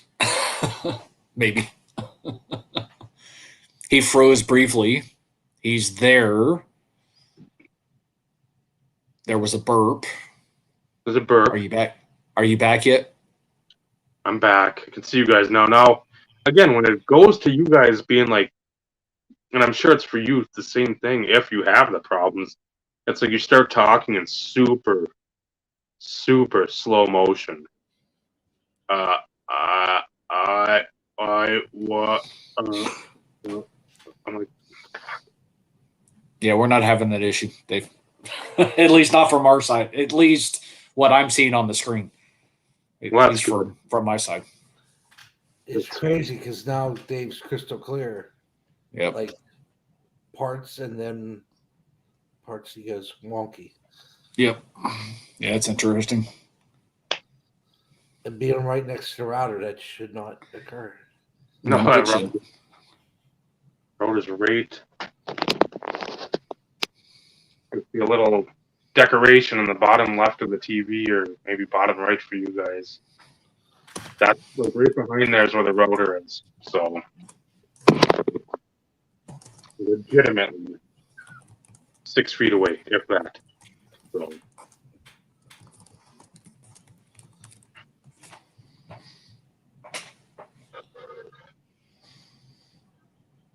I think we're good, Dave. Close with us that, off. Steve, there's Vinny. We thank everybody for joining us tonight. First time ever anywhere online talking about goals. Didn't even know it was a thing. So hopefully, if nothing else, we gave you a little inspiration to at least jot some stuff down for yourself. I won't say hold yourself accountable as a collector, but guess what? If you at least have some sort of template to go off of, something that goals to strive for, something like, hey, I want to get a Peyton Manning auto. There, so we've got it in physical proof somewhere. Like, remember that? If it's struggle bus for Terrell Davis, if it's struggle bus for something else, remember you wanted to pick up that Manning and whatever other Broncos vintage guys and guys from our era of watching all. Just to have it there, just to keep the collection fresh, keep it whatever. But thank you all for chiming in, being part of the discussion. Again, if I talk too long, tell me. I do talk forever in a day. It seems it's like I'm listening. I'm like, is this like public radio or what? The fuck is going on here? Telethon or radiothon? So, again, you can help us with any of these goals. Message us. We're not gonna big league you or any of that stiff you. So, for Vinny, for Steve, I'm Dave. Remember, this has been the Insert Revolution podcast. Send us money whatever way you want. Doesn't matter. Crypto preferred. Cards bring us together, but it's the relationships we forge through cards that make this this true. Make this really great. Everything really great. Good night, everyone. Good night, everybody.